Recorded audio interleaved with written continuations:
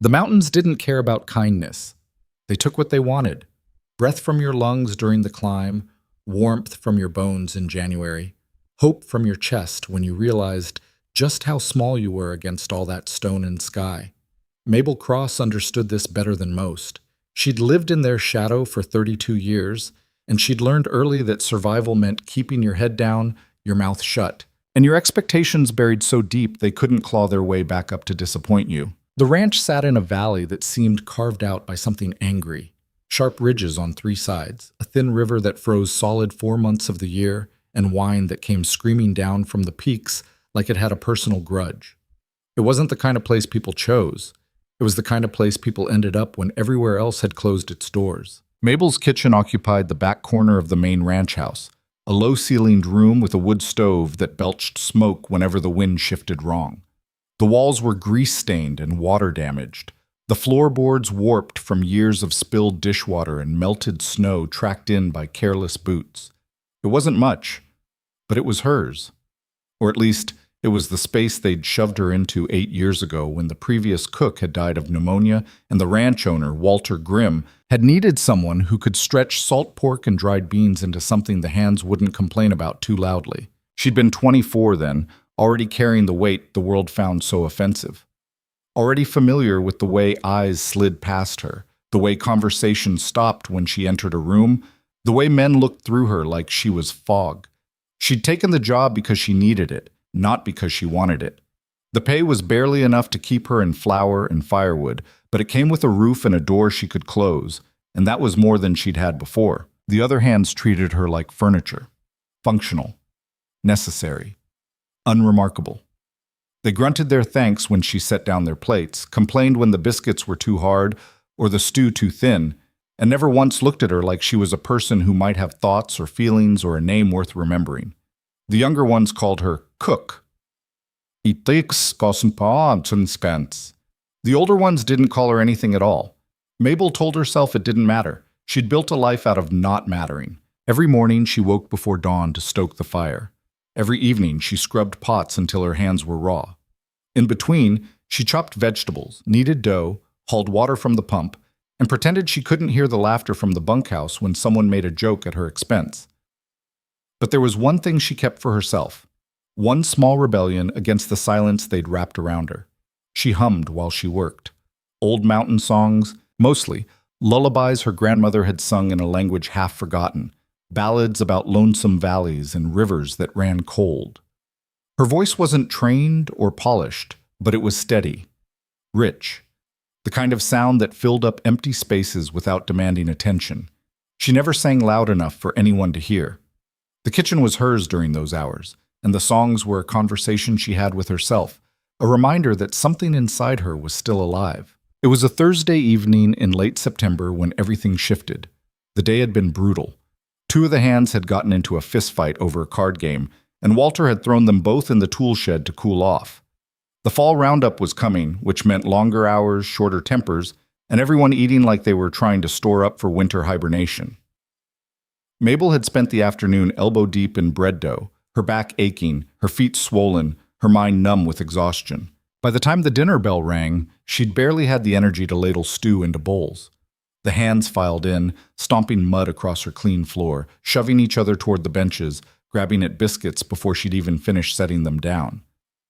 No one said thank you. No one ever did. She retreated to her corner, to the small wooden stool near the stove where she took her own meals. She ate quickly, mechanically, tasting nothing.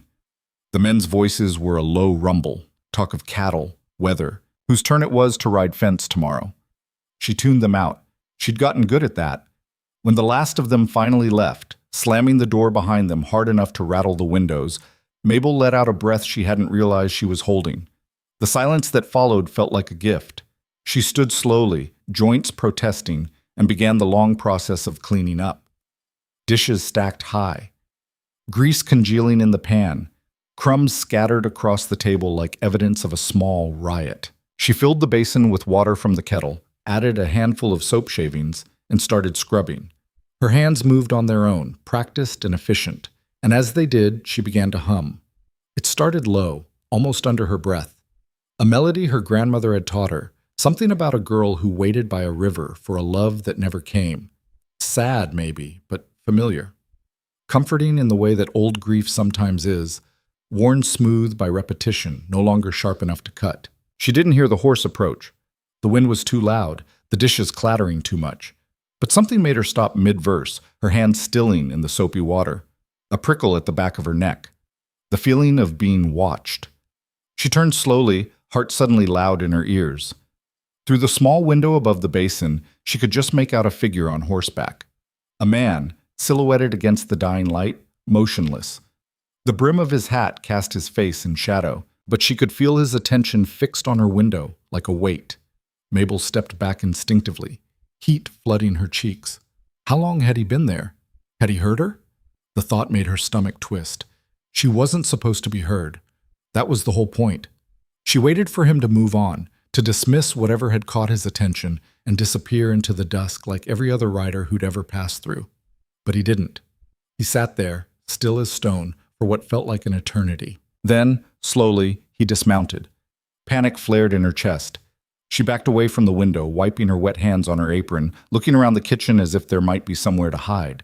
But before she could think of what to do, she heard the soft thud of boots on the porch steps. A pause. Then the scrape of something being slid under the door. Footsteps retreated. A moment later, the sound of hooves fading into the distance. Mabel stood frozen, staring at the door. Her breath came shallow and quick. Finally, she crossed the room and knelt down, her knees popping in protest. A folded piece of paper lay on the worn floorboards, the edges rough like it had been torn from a journal. She picked it up with trembling fingers and unfolded it. 7 words, written in a blunt, uneven hand. You sing like you got something worth keeping.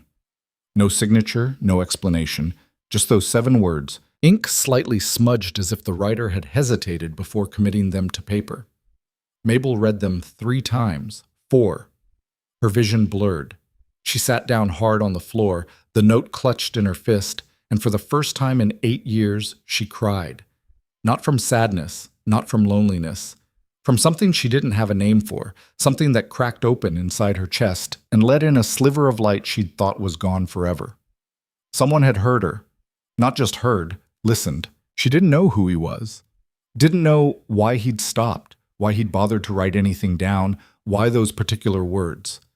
But sitting there on the cold kitchen floor, with tears running down her face and her heart hammering like it was trying to break free, Mabel Cross felt something she hadn't felt in so long she'd forgotten what it was called. She felt seen.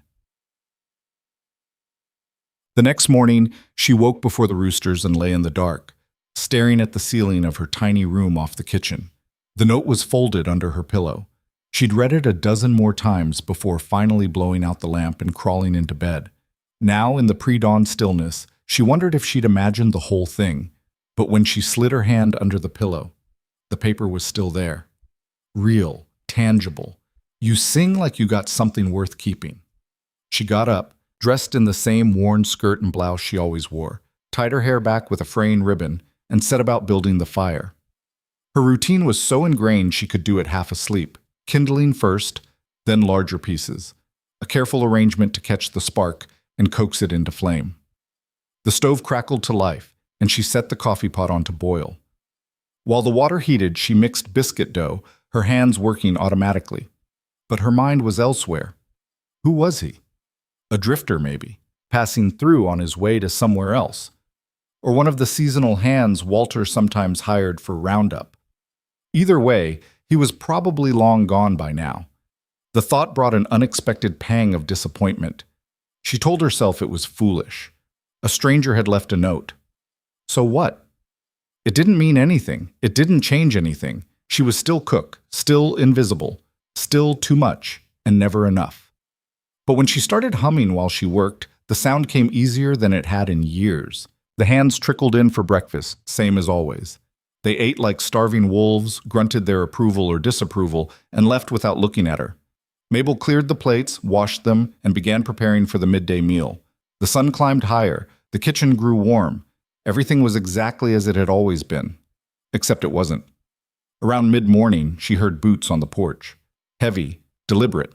Not the usual careless stomping of the ranch hands. She glanced up from the pot she was stirring, half expecting Walter to barge in with some complaint or demand. Instead, the door swung open to reveal a man she'd never seen before. He was tall, taller than most, with shoulders broad enough to fill the doorway. His clothes were worn but clean, denim pants, a faded shirt, a leather vest that looked like it had seen a few hard winters. A hat with a wide brim shadowed his face, but she caught the sharp line of his jaw, the dark stubble that covered it. His hands were scarred and calloused, the hands of someone who worked with them every day. He didn't say anything, just stood there, hat in hand, looking at her with an expression she couldn't read. Mabel's heart kicked hard against her ribs. She recognized something about him, the set of his shoulders maybe, or the way he held himself. And then it hit her. The rider. From last night. "Can I help you?" Her voice came out shakier than she wanted. He shifted his weight, glanced down at the hat in his hands, then back up at her. "Name's Colt Maddox. Walter hired me on for Roundup." His voice was low, rough-edged, like gravel under wagon wheels. He spoke slowly, as if words didn't come easy to him. Mabel nodded, not trusting herself to speak. Her mind raced. He was staying. He hadn't just passed through, he was staying. "Just wanted to—" He trailed off, looked at the floor, then tried again. "Wanted to say I didn't mean to startle you last night. Riding past, and I heard—" He stopped, cleared his throat. "Anyway, didn't mean any harm." "It's fine," Mabel managed. Her hands were still gripping the wooden spoon, knuckles white. I wasn't—" She didn't know how to finish that sentence. Wasn't what? Wasn't expecting anyone to care? Wasn't used to being noticed? Colt nodded as if she'd said something that made sense. He settled his hat back on his head, the brim casting his eyes in shadow again. "Well, reckon I'll be seeing you around then." He turned to go, and Mabel felt something desperate claw its way up her throat. "Wait." He paused, glanced back. "The note," she said, barely above a whisper. "Did you? Was that?" He didn't answer right away, just looked at her with those unreadable eyes. Finally, he gave a single nod. "Meant what I said." And then he was gone, the door swinging shut behind him, leaving Mabel standing alone in her kitchen with her heart pounding and her mind spinning. Over the next week, Colt Maddox became a fixture on the ranch, but not in the way the other hands were. He didn't join in their card games or their rough laughter. He didn't sit at the long table during meals, elbowing for space and shouting over each other. He took his plate to a corner, ate quickly and quietly, and left without a word. He worked harder than anyone else. Mabel noticed that right away. He was always the first one out in the morning and the last one in at night. Walter seemed pleased with him. She overheard the ranch owner telling someone that Maddox was worth 3 of the younger hands put together. But what Mabel noticed most was this. He didn't ignore her. It started small. So small, she thought she might be imagining it. The first time, she was hauling a bucket of water from the pump, struggling with the weight of it, her back already aching from a morning of baking. She'd made it halfway to the kitchen when she heard footsteps behind her. Before she could turn, Colt was there, lifting the bucket out of her hands as easily as if it weighed nothing. "I've got it," she started to say, but he was already walking toward the kitchen, bucket in hand. He set it down inside the door, tipped his hat, and left. No words. No expectation of thanks. Just help. The second time, she came out to find the kindling box on the porch overflowing. She hadn't filled it, hadn't had time, but someone had. The wood was split evenly, stacked neatly, enough to last her days. The third time, she noticed the door to the root cellar no longer stuck when she tried to open it. Someone had planned down the swollen wood and oiled the hinges. Every time she looked for Colt, and every time he was already gone, off to some other task, his face unreadable under the shadow of his hat. The other hands noticed too. She caught them watching him, whispering when they thought no one was listening. One evening, as she was serving dinner, she overheard 2 of them muttering near the door. "What's Maddox's game, you think?" "Don't know, but he's spending an awful lot of time fixing things around the cook's quarters." A snort. "Maybe he's got a taste for bigger portions." Laughter, cruel and sharp. Mabel's hands shook as she set down the pot. She kept her eyes down, willing herself not to react. This was nothing new. She'd heard worse, but somehow, having Colt's name dragged into it made the words cut deeper. She retreated to her corner, her appetite gone. That night, after the kitchen was clean and the hands were all gone, she stood at the window and looked out at the darkening mountains. The note was still under her pillow. She'd read it so many times the creases were starting to wear thin. "You sing like you got something worth keeping." She wanted to believe it. Wanted to believe that someone like Colt Maddox, strong, capable, unbothered by the judgment of others, could see something in her worth keeping. But the voices in her head, the ones that had been there since childhood, whispered something different. "He's just being kind. Don't read into it. Don't make a fool of yourself." She closed her eyes and hummed a few bars of the old lullaby, the one he'd heard, the one that had brought him to her door. Outside, the wind picked up, rattling the shutters. Somewhere in the distance, a coyote howled, and in the kitchen of a ranch that had never felt like home, Mabel Cross let herself hope, just a little, that maybe, just maybe, she'd been wrong about the world all along. By the end of the second week, the ranch was buzzing with preparation for the fall roundup. Tension ran high. Tempers flared. The hands worked longer hours, and the kitchen became a battleground of demands. More food, hotter coffee, faster service. Mabel moved through it all like a ghost, efficient and invisible. But something had changed in her. She stood a little straighter, spoke a little louder when someone barked an order at her, and when she was alone, she sang. Not just hummed, sang. The songs poured out of her, filling the kitchen with sound she'd kept locked away for years.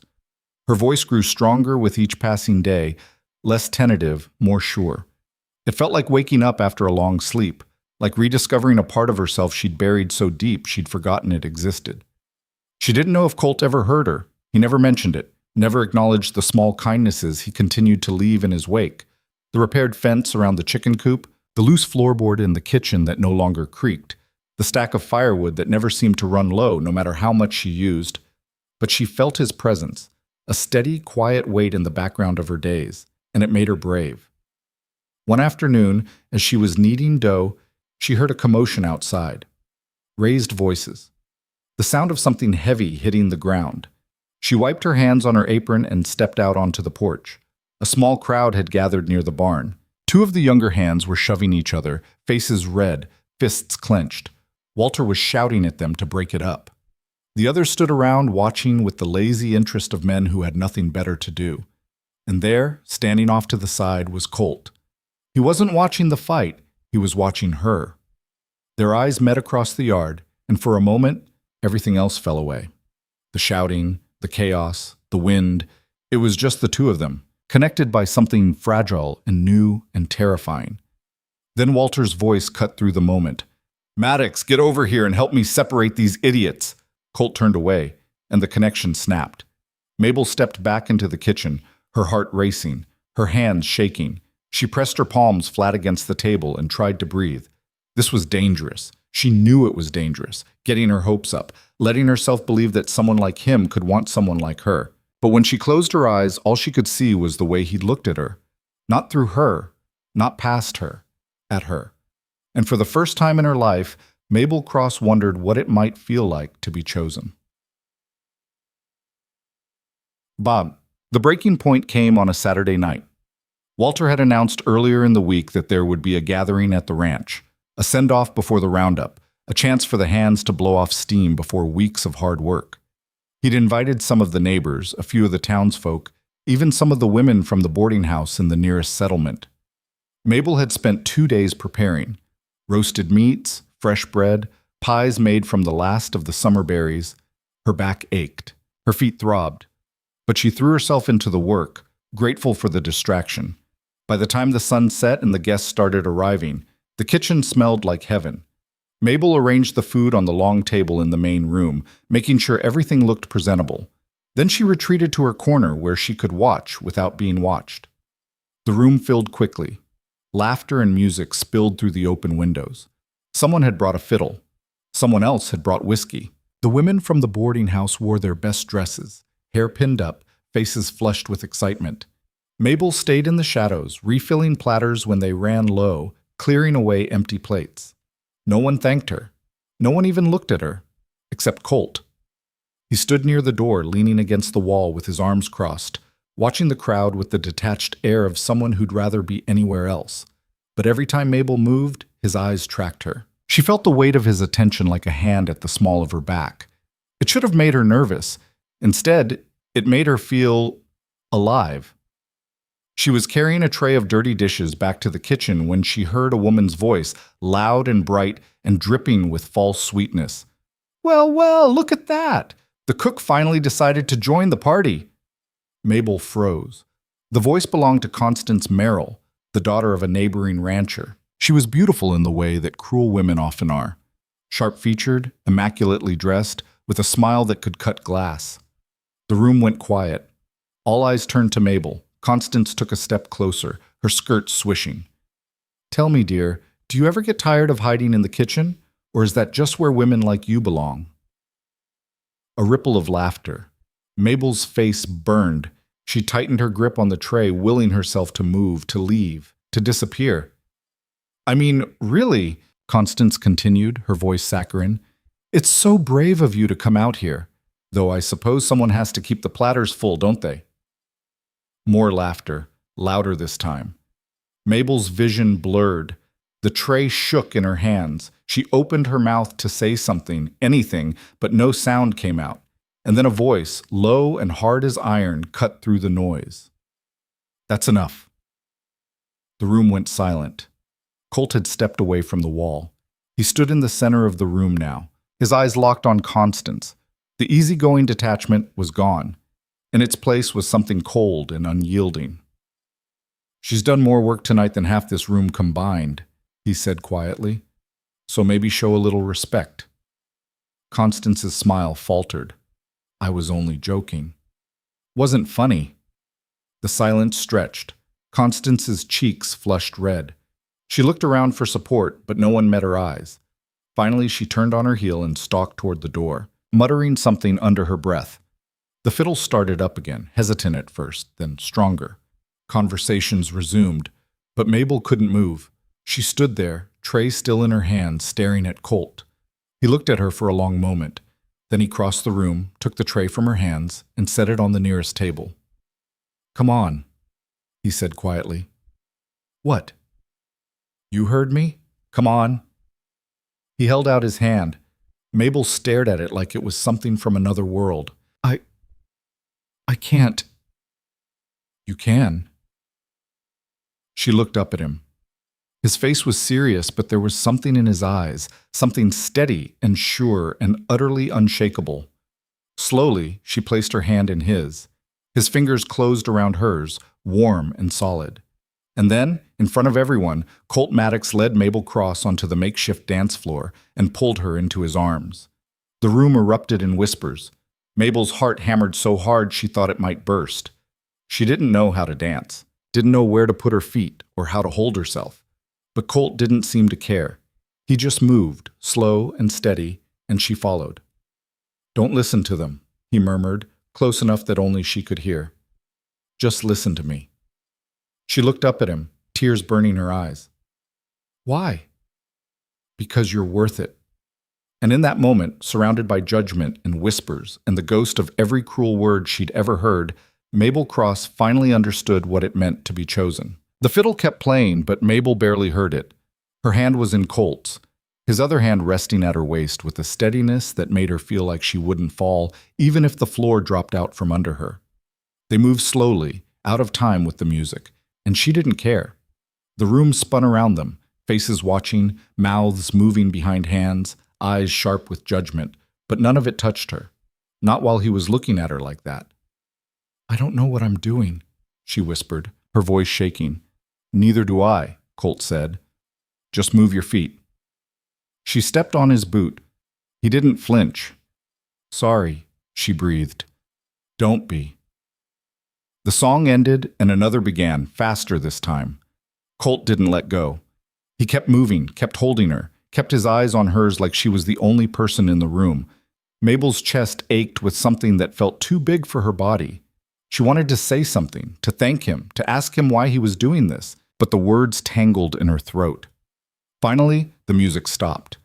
The room erupted in clapping and laughter, people calling for more whiskey, more songs, more of everything.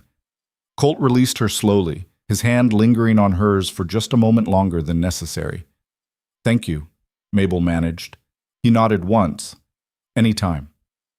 Then he turned and walked back to his spot by the wall, leaving her standing in the middle of the floor with her heart hammering and her face hot and every eye in the room boring into her. She fled to the kitchen. The cool air hit her like a slap. She pressed her hands against the counter, trying to catch her breath, trying to make sense of what had just happened. Her hands were shaking, her legs felt weak. She could still feel the warmth of his palm against hers, the solid weight of his hand at her waist. Behind her, the party continued. Voices rose and fell. The fiddle started up again. But in the kitchen, alone, Mabel let herself cry. Not from shame this time, but from something else. Something that felt dangerously close to hope. She didn't hear the door open, didn't realize anyone had followed her until a voice, high and tight with anger, cut through the silence. Well, that was quite a performance. Mabel spun around. Constance stood in the doorway, arms crossed, her face twisted with something ugly. "I don't know what game you think you're playing," Constance said, stepping into the room. "But men like Colt Maddox don't waste their time on women like you." Mabel's throat tightened. "I'm not playing any game." "Oh, please." Constance's laugh was sharp as broken glass. "You think he actually cares about you? He's just being polite. Probably feels sorry for you." The words hit like fists. Mabel wrapped her arms around herself, shrinking back against the counter. "He'll leave," Constance continued, her voice cold. "They always do. And you'll still be here hiding in your kitchen, pretending you're something you're not." "Get out," Mabel whispered. "What was that?" "I said get out." Louder this time, her voice cracking. Constance's eyes narrowed. "You don't give me orders." "This is my kitchen. Get out." For a moment, Constance just stared at her. Then she smiled, thin, cruel. "You're pathetic." She turned and swept out of the room, slamming the door behind her. Mabel stood there shaking, her nails digging into her palms. The tears came again, hot and bitter. She hated that Constance's words had landed, hated that they echoed the voice in her own head, the one that had been there her whole life, telling her she wasn't enough. She wiped her eyes roughly and got back to work. There were dishes to wash, food to put away, a kitchen to clean. The party would go on without her. It always did. But as she scrubbed pots in the basin, her hands raw and red, she couldn't stop replaying the moment on the dance floor, the way Colt had looked at her, the way he'd held her like she mattered. Maybe Constance was right. Maybe he'd leave. Maybe this was all just kindness, nothing more. But for a few minutes, she'd felt something she'd never felt before. She'd felt chosen. And even if it didn't last, even if it was just a trick of the light, she'd hold on to that feeling for as long as she could. The party finally died down past midnight. The guests stumbled out into the cold, their voices fading into the distance. The ranch hands retreated to the bunkhouse, still laughing and shoving each other. Walter barked orders at someone to clean up the worst of the mess, then disappeared into his quarters. Mabel was left alone with the wreckage, plates stacked high, spilled whiskey sticky on the floor, crumbs and scraps scattered across every surface. She took a deep breath and started cleaning. She'd been at it for maybe 20 minutes when the door creaked open again. She didn't turn around. "If you're looking for more food, there's nothing left." "Not looking for food." Colt's voice. She froze, her hand still in the dishwater. He crossed the room slowly, his boots heavy on the floor. When he reached the counter, he picked up a cloth and started drying the dishes she'd already washed. "You don't have to do that," Mabel said quietly. "I know." They worked in silence for a while. The only sounds were the splash of water, the clink of plates, the wind rattling the shutters. Mabel's mind raced, trying to think of something to say, but everything felt too big or too small. Finally, Colt spoke. "That woman. The one who gave you trouble." "Constance." "Yeah, her." He set down a plate, carefully, like he was thinking about how to say what came next. "Don't listen to her." Mabel's hand stilled. She wasn't wrong. She was.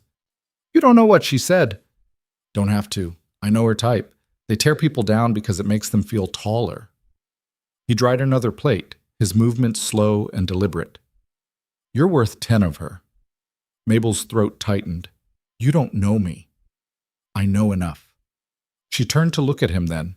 His face was hard to read in the lamplight, all shadows and sharp angles. But his eyes, they were steady, certain. Why? She asked, her voice barely above a whisper. Why are you doing this? He didn't answer right away, just kept drying dishes, his jaw working like he was chewing on the words. Finally, he set the cloth down and turned to face her. I spent most of my life alone, he said. By choice, mostly. People are loud, messy, they want things from you, expect things. I never had much use for any of it. He paused. But that night I rode past and I heard you singing. I don't know. It stopped me. Made me feel something I hadn't felt in a long time. Oh, what? Mabel breathed. Like, maybe I wasn't the only one who knew what it was like to be invisible. The words hit her square in the chest. She stared at him, this rough, quiet man who seemed so sure of himself, and realized he was just as lonely as she was, just better at hiding it. I see you, Colt said quietly. That's all. I see you, and I think you're worth seeing. Mabel's eyes burned. She opened her mouth to respond, but no sound came out. So she just nodded, once, and turned back to the dishes before the tears could spill over. They finished cleaning in silence. When the last plate was dried and put away, Colt picked up his hat from where he'd set it on the counter. Get some rest, he said. Roundup starts in 2 days. It's going to be rough. I will. He nodded and headed for the door. But before he left, he paused and looked back at her. Mabel? It was the first time he'd said her name. It sounded different in his voice, solid, real. Yeah? Keep singing. And then he was gone. Mabel stood in the empty kitchen, the lamplight flickering, the smell of soap and wood smoke thick in the air. She pressed her hands against the counter and let out a shaky breath. Then quietly, she began to hum. The days leading up to the roundup passed in a blur of preparation. The ranch exploded with activity, cattle being moved, fences checked, supplies loaded onto wagons. The hands worked from sunup to sundown, their tempers short, their patience thinner. Mabel cooked enough food to feed a small army, her back aching, her hands blistered from the constant work. But something had shifted. She felt it in the way she moved through the kitchen, the way she held herself. She wasn't invisible anymore. Not to Colt. And that changed everything.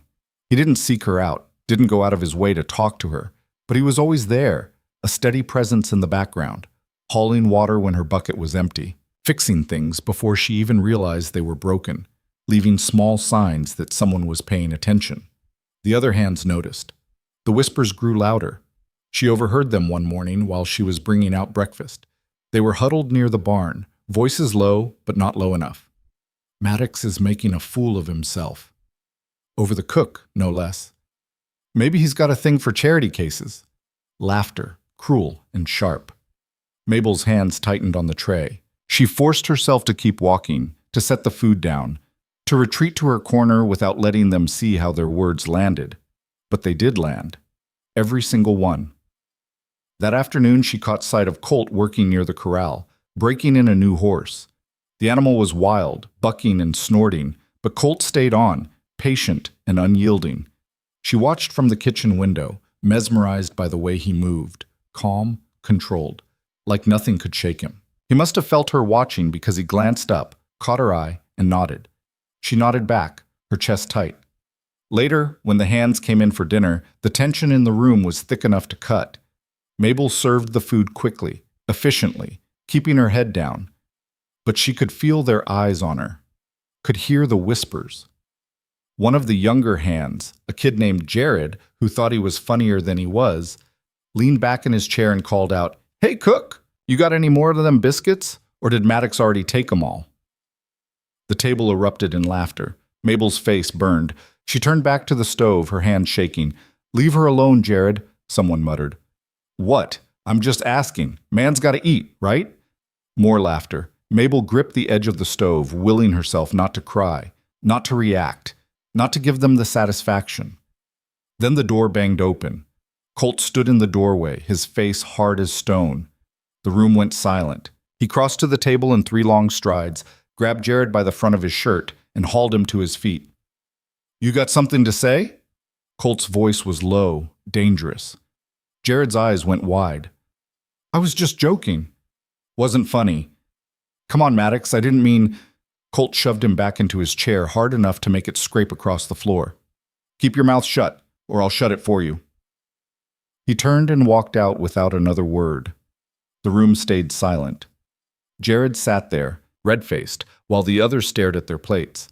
Mabel stood frozen by the stove, her heart pounding so hard she thought everyone could hear it.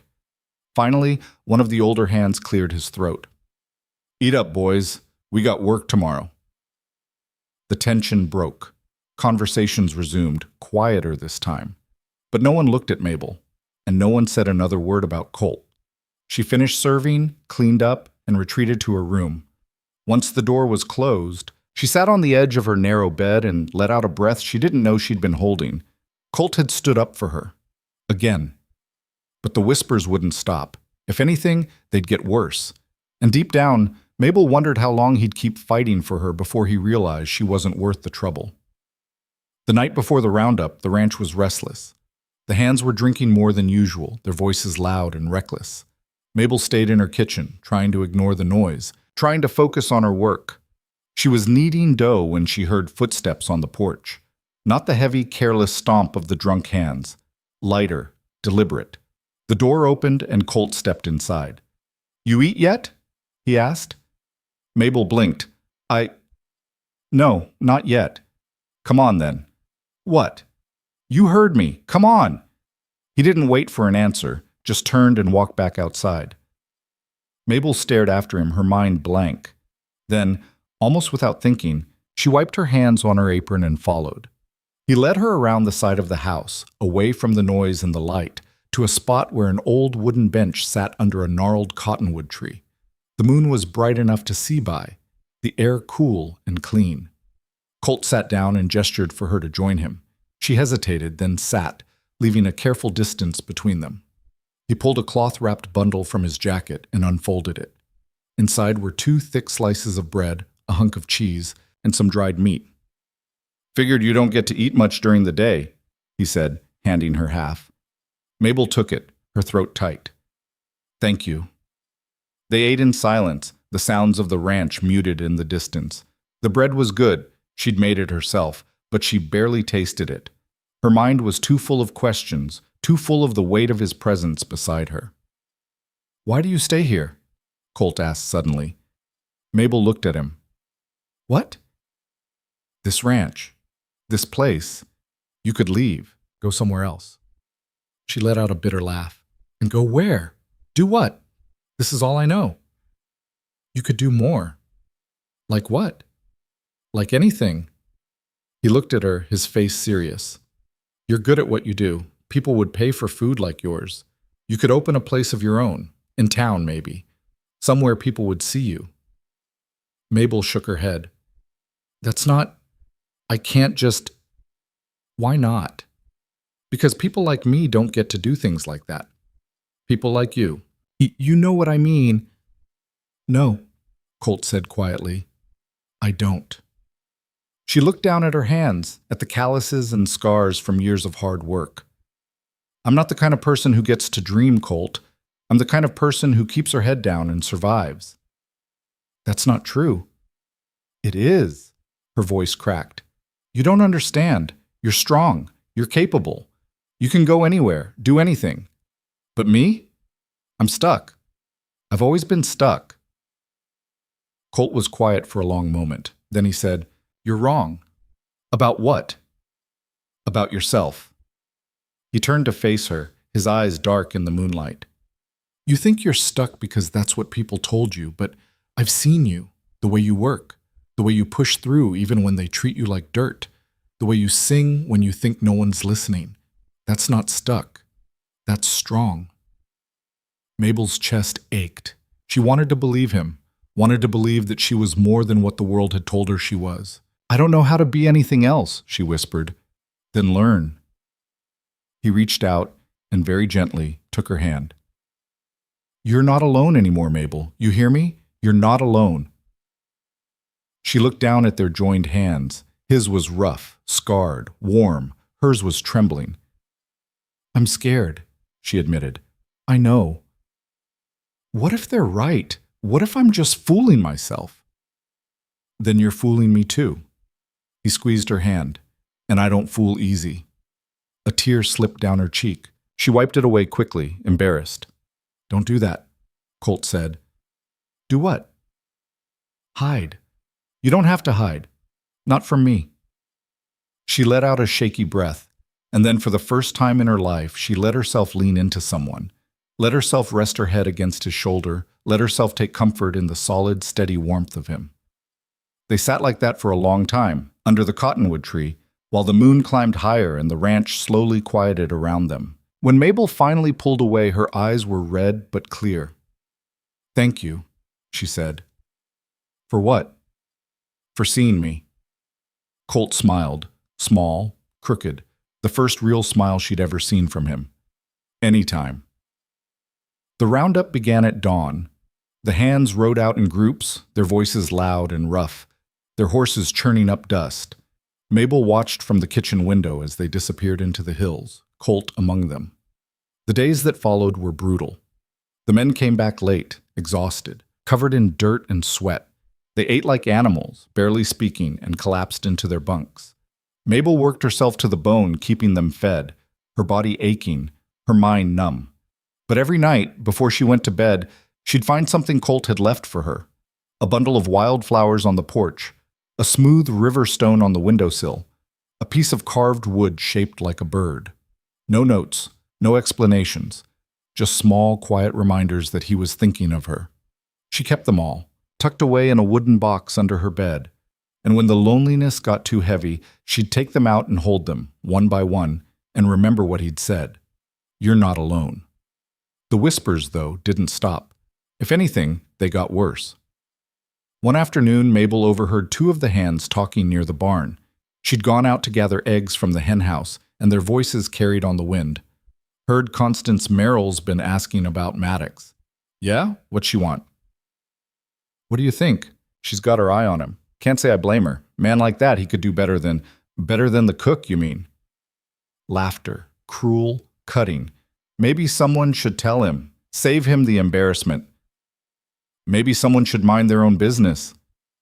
Mabel's hands tightened on the basket. She stood there, frozen, as the voices faded. Then she turned and walked back to the kitchen, her vision blurred, her chest tight. She told herself it didn't matter, told herself their opinions didn't matter. But late that night, alone in her room, she let herself cry. Because the worst part was, she believed them. She believed that Constance was better, prettier, more deserving. And she believed that eventually, Colt would see it too. The breaking point came 2 weeks into the roundup. The work was almost done. The cattle were corralled, the tallies made, the hard part over. Walter announced there'd be a celebration in town, a chance for the hands to spend their pay, blow off steam, let loose. Mabel wasn't invited. She never was. But as the wagons rolled out, headed for the settlement, she caught sight of Colt among them. He was sitting in the back, his hat pulled low, his face unreadable. He didn't look back. And Mabel, standing in the doorway of the empty ranch, felt something inside her crack. She spent the evening cleaning, scrubbing floors, washing windows, organizing the pantry. Anything to keep her hands busy, her mind occupied. But the silence pressed in on her, heavy and suffocating. Finally, when the moon was high and the ranch was dark, she sat down at the small table in her room and pulled out a piece of paper. She didn't know what she was going to write, didn't know if she'd even give it to him, but the words poured out anyway. I don't know how to do this. I don't know how to be the person you see when you look at me. I've spent my whole life being invisible, and now that someone finally sees me, I don't know what to do with it. I'm scared. Scared that you'll realize I'm not worth it. Scared that you'll leave. Scared that I'll start believing in this and then lose it. I don't know if I'm strong enough for that.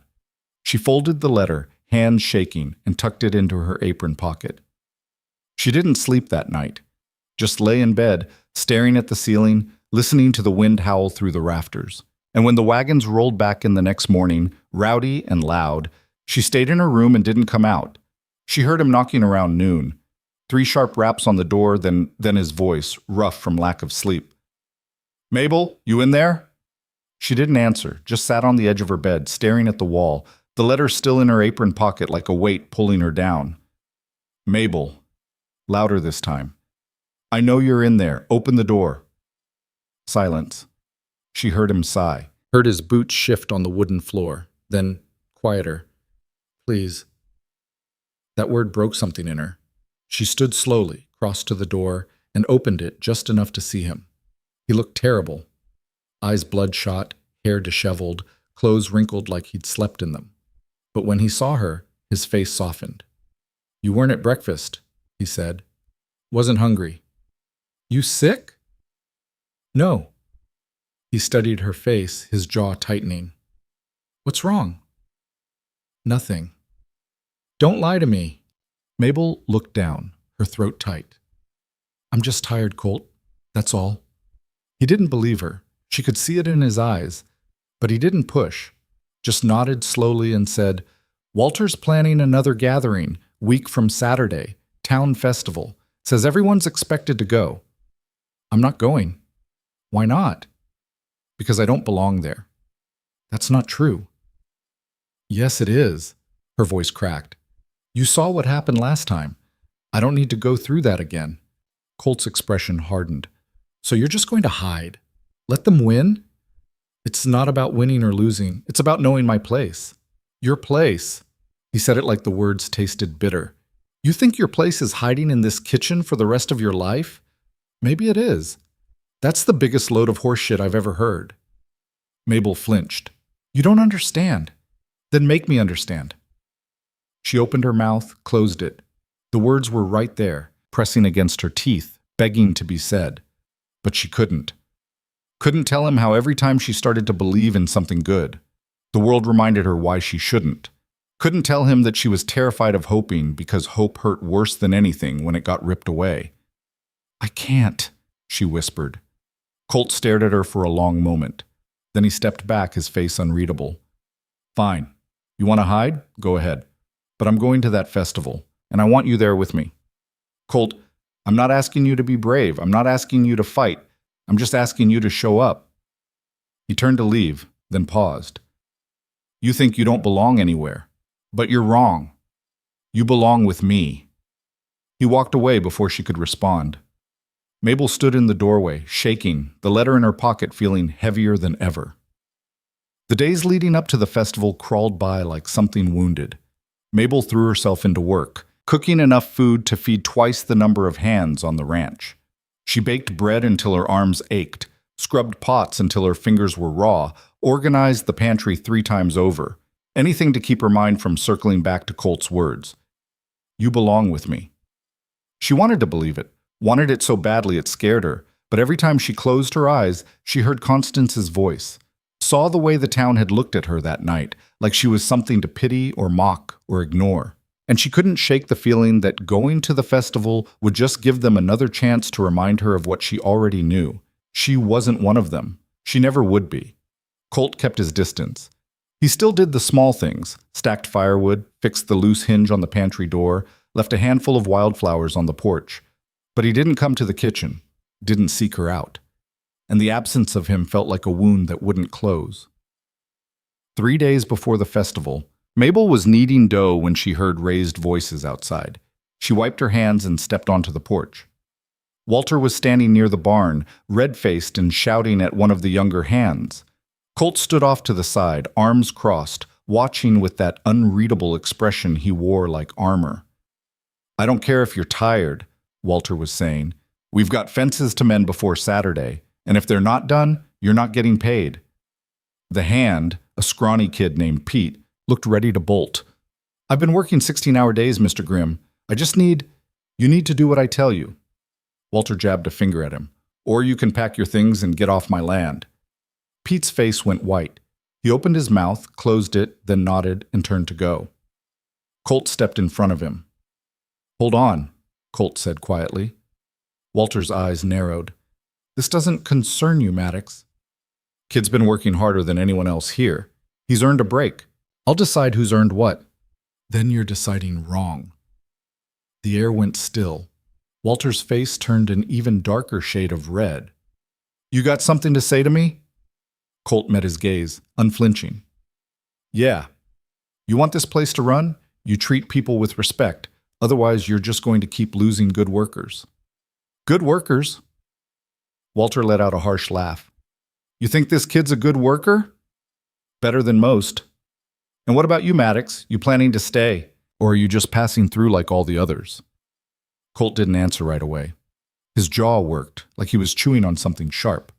Finally, he said, Depends. On what? On whether this place is worth staying for. Walter snorted. Well, let me know when you figure it out. In the meantime, get back to work, both of you. He stormed off, leaving Colt and Pete standing in the dust. Pete looked up at Colt, his face a mix of gratitude and confusion. Thanks. You didn't have to do that. Yeah, I did. Still, I appreciate it. Colt nodded, then his eyes drifted to the porch, to where Mabel was standing. Their gazes locked, and for a moment the world seemed to shrink down to just the two of them. Then Pete said something and Colt turned away, and the moment shattered.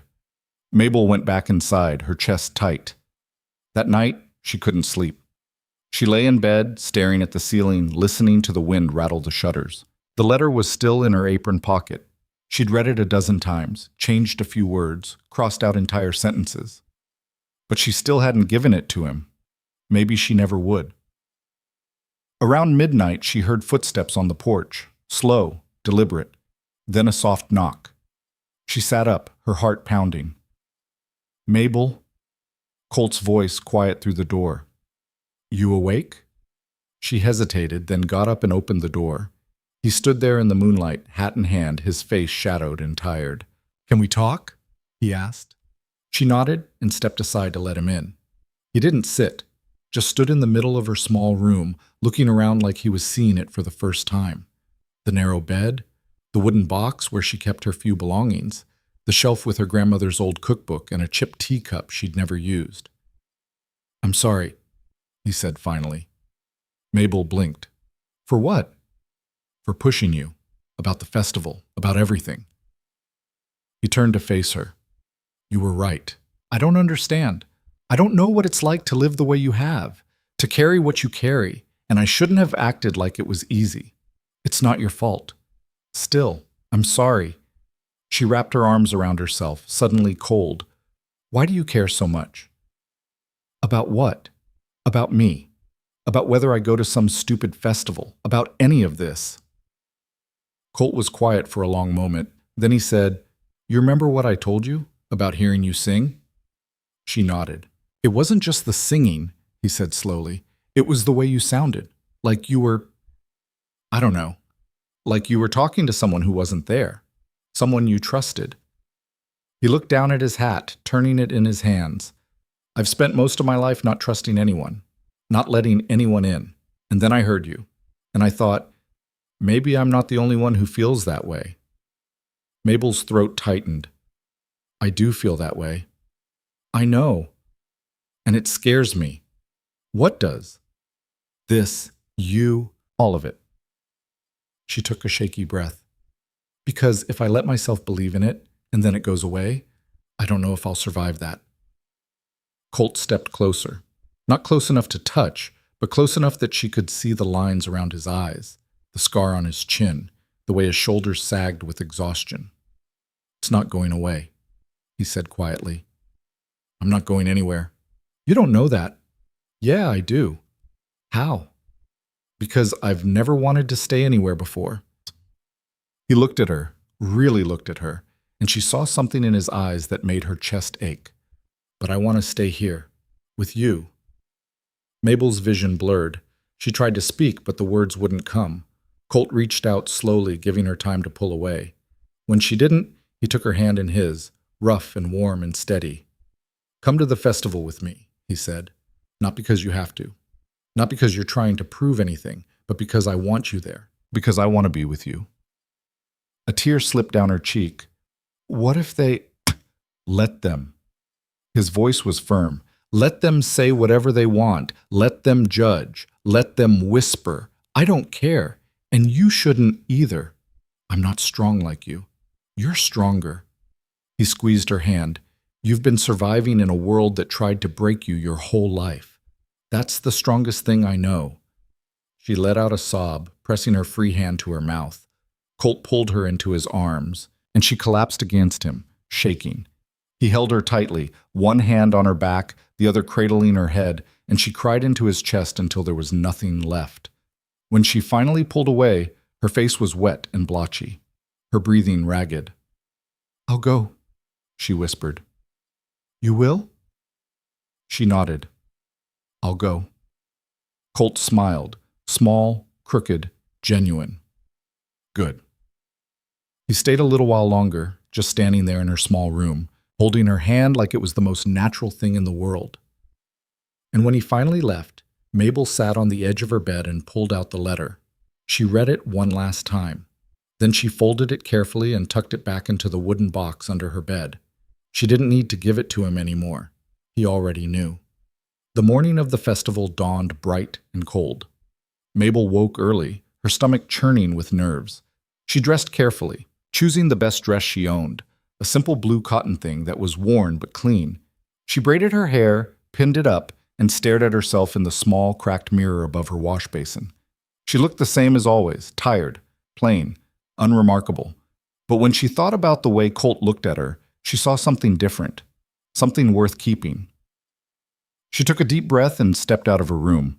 The ranch was already buzzing with activity. Wagons were being loaded, horses saddled, hands shouting to each other as they prepared for the trip into town. Mabel made her way to the kitchen and started packing food for the journey: bread, cheese, dried meat, apples from the root cellar. She was wrapping everything in cloth when Colt appeared in the doorway. "Ready?" he asked. She looked up, her heart skipping. He'd cleaned up, shaved, changed into a fresh shirt, even combed his hair. He looked good, better than good. "Almost," she said. He crossed the room and picked up the bundle of food. "I'll load this. You finish getting ready. I am ready."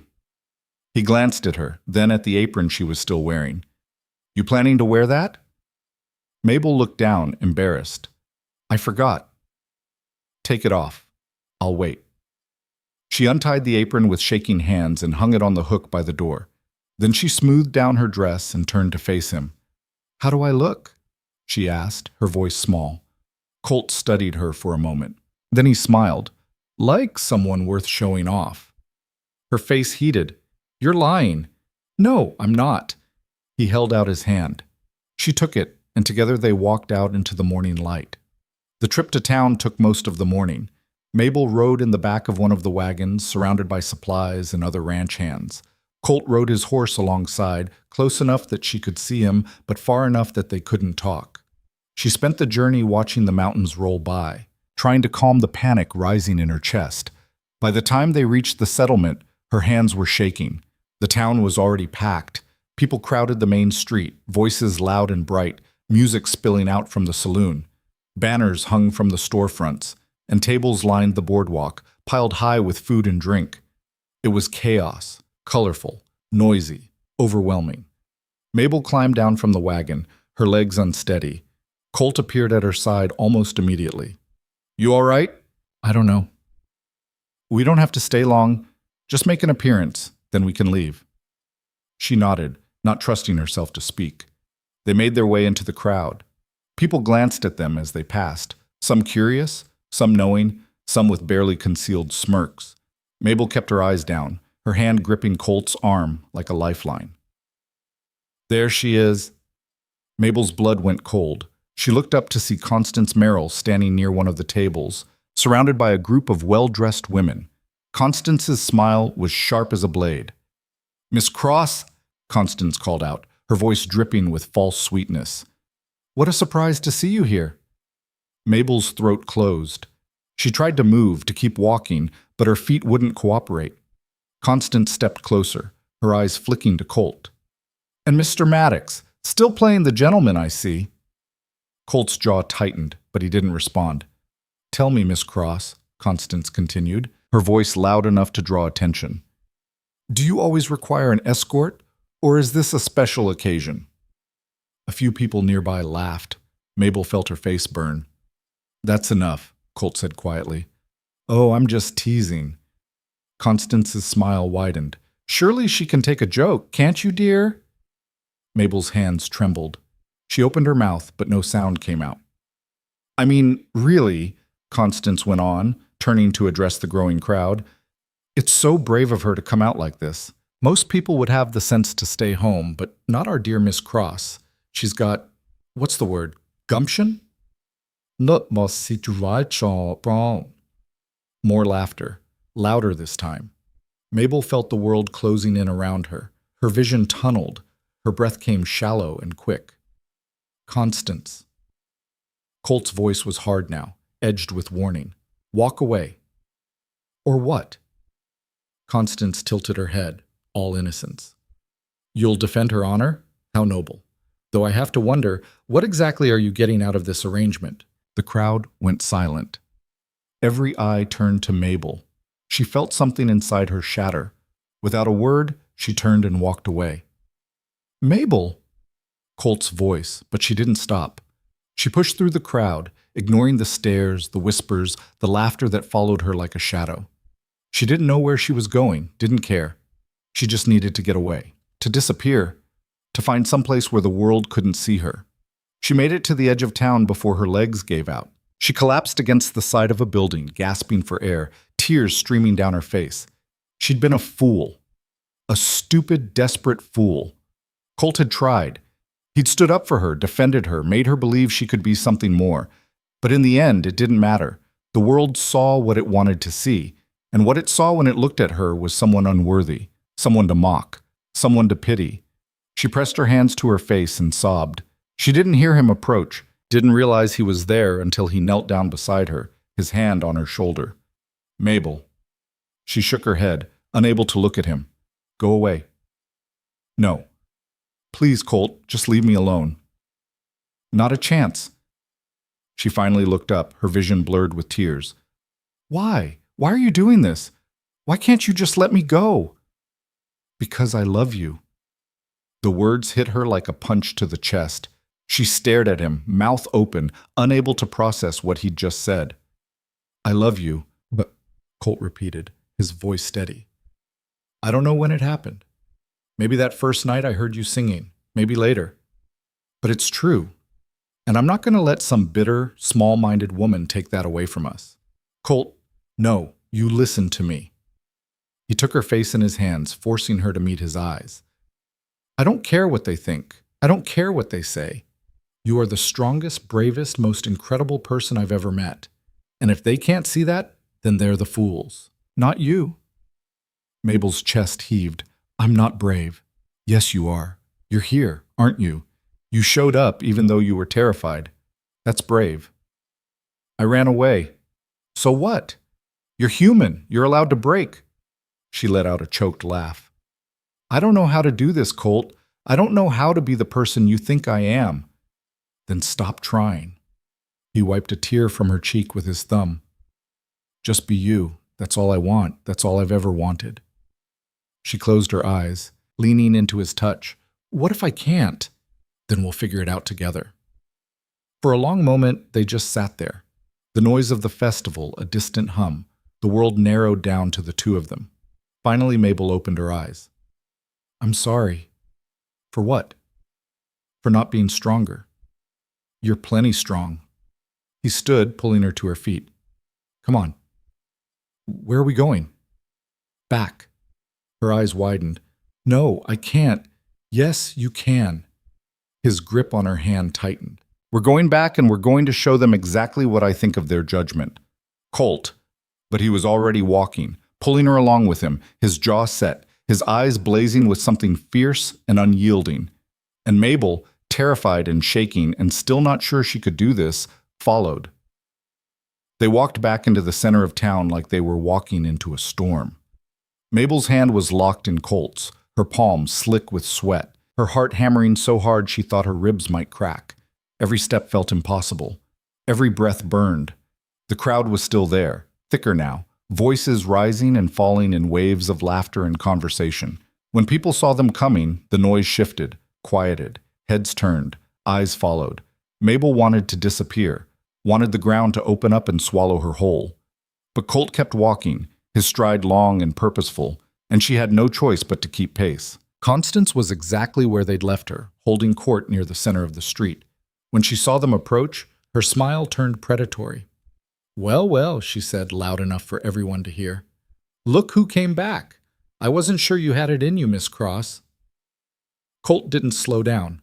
He walked straight up to Constance, stopped close enough that she had to tilt her head back to look at him, and said, "You finished?" Constance blinked, her smile faltering. "Excuse me? I asked if you were finished, running your mouth, making yourself feel important by tearing someone else down." The crowd went silent. Mabel felt every eye on them, felt the weight of the moment pressing down like a physical thing. Constance's face flushed. "I don't know what you're talking about." "Yeah, you do." Colt's voice was calm, but there was steel underneath. "You've been taking shots at Mabel since the day I met her, and I'm done letting it slide. I was only joking." "No, you weren't." He took a step closer. "You were being cruel, and you did it because you thought it would make you look better. But all it did was show everyone here exactly who you are." Constance's mouth opened, closed. Her eyes darted to the crowd, looking for support, but no one spoke. "Mabel Cross is worth 10 of you," Colt continued. "She works harder, cares more, and has more strength in her little finger than you've got in your whole body. And if you can't see that, then you're blind as well as mean." Constance's face went red, then white. She looked like she'd been slapped. "Now," Colt said, his voice dropping lower, "you're going to apologize." "I most certainly will not." "Yes, you will." He didn't raise his voice, didn't move, but something in his tone made Constance flinch. "Or I'm going to make sure everyone in this town knows exactly what kind of person you are. And trust me, they'll listen." The silence stretched. Constance's hands were shaking. Her jaw worked like she was chewing on glass. Finally, she turned to Mabel. Her eyes were hard, but her voice came out small. "I apologize." It wasn't sincere. Mabel could hear the bitterness underneath, but it was enough. Colt nodded once. "Good. Now get out of my sight." Constance turned and walked away, her friends scattering behind her like leaves in the wind. The crowd stayed silent. Then, slowly, someone started clapping. Then another. Then another. Before Mabel knew what was happening, half the street was applauding. She stood there, frozen, her mind unable to process what had just happened. Colt turned to her, his face softer now, and gave her a small smile. "You all right?" he asked quietly. She nodded, unable to speak. He took her hand again. "Come on, let's get out of here."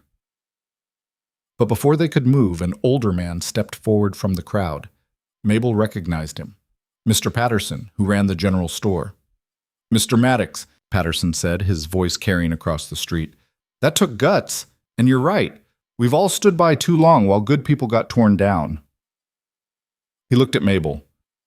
"Miss Cross, I want to apologize too, for not speaking up sooner. You've always been kind when you came into my store, and you didn't deserve the treatment you got." Mabel's throat tightened. "Thank you." A woman pushed through the crowd. Mrs. Henderson, who ran the boarding house. "I'd like to say something too. My daughter worked at the ranch one summer, and she told me how hard you worked, how you fed everyone even when supplies were low. You're a good woman, Miss Cross. Better than most of us gave you credit for." More voices joined in. People Mabel had seen before but never really talked to. People who'd looked through her like she was glass. One by one, they stepped forward with apologies, with kind words, with acknowledgement. Mabel stood there, tears streaming down her face, unable to process it all. Colt's hand tightened on hers, anchoring her.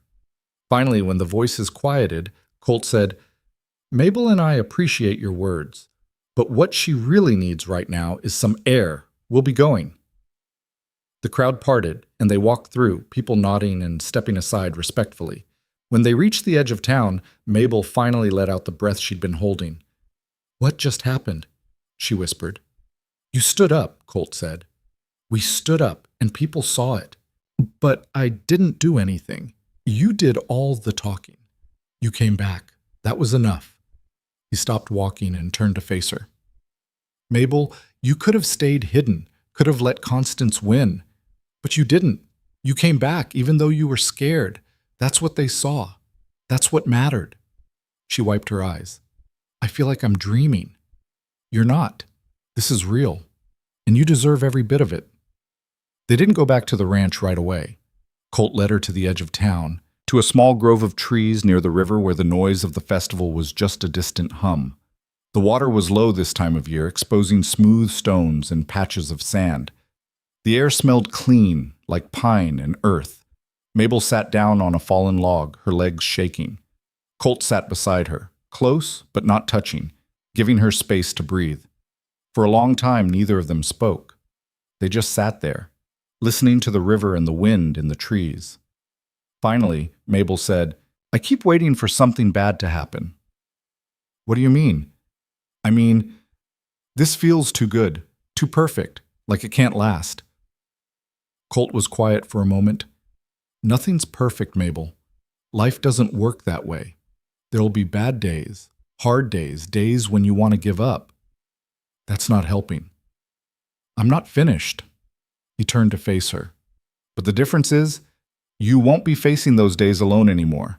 You've got me, and you've got yourself, stronger than you were before. That's what matters. She looked at him, at the certainty in his eyes. How do you always know what to say? I don't. Half the time I'm making it up as I go. He smiled. But I mean every word. She leaned into him, resting her head on his shoulder. He wrapped an arm around her, solid and warm. Thank you, she whispered. For what? For not giving up on me, even when I gave up on myself. Never going to happen. They sat like that until the sun started to climb higher, the warmth cutting through the morning chill. Eventually, Colt stood and offered her his hand. Ready to go back? He asked. Mabel took a deep breath and nodded. Yeah, I'm ready. The ride back to the ranch was different than the journey into town. The other hands were quieter, more respectful. A few of them even nodded at Mabel when she climbed into the wagon. It wasn't much, but it was something.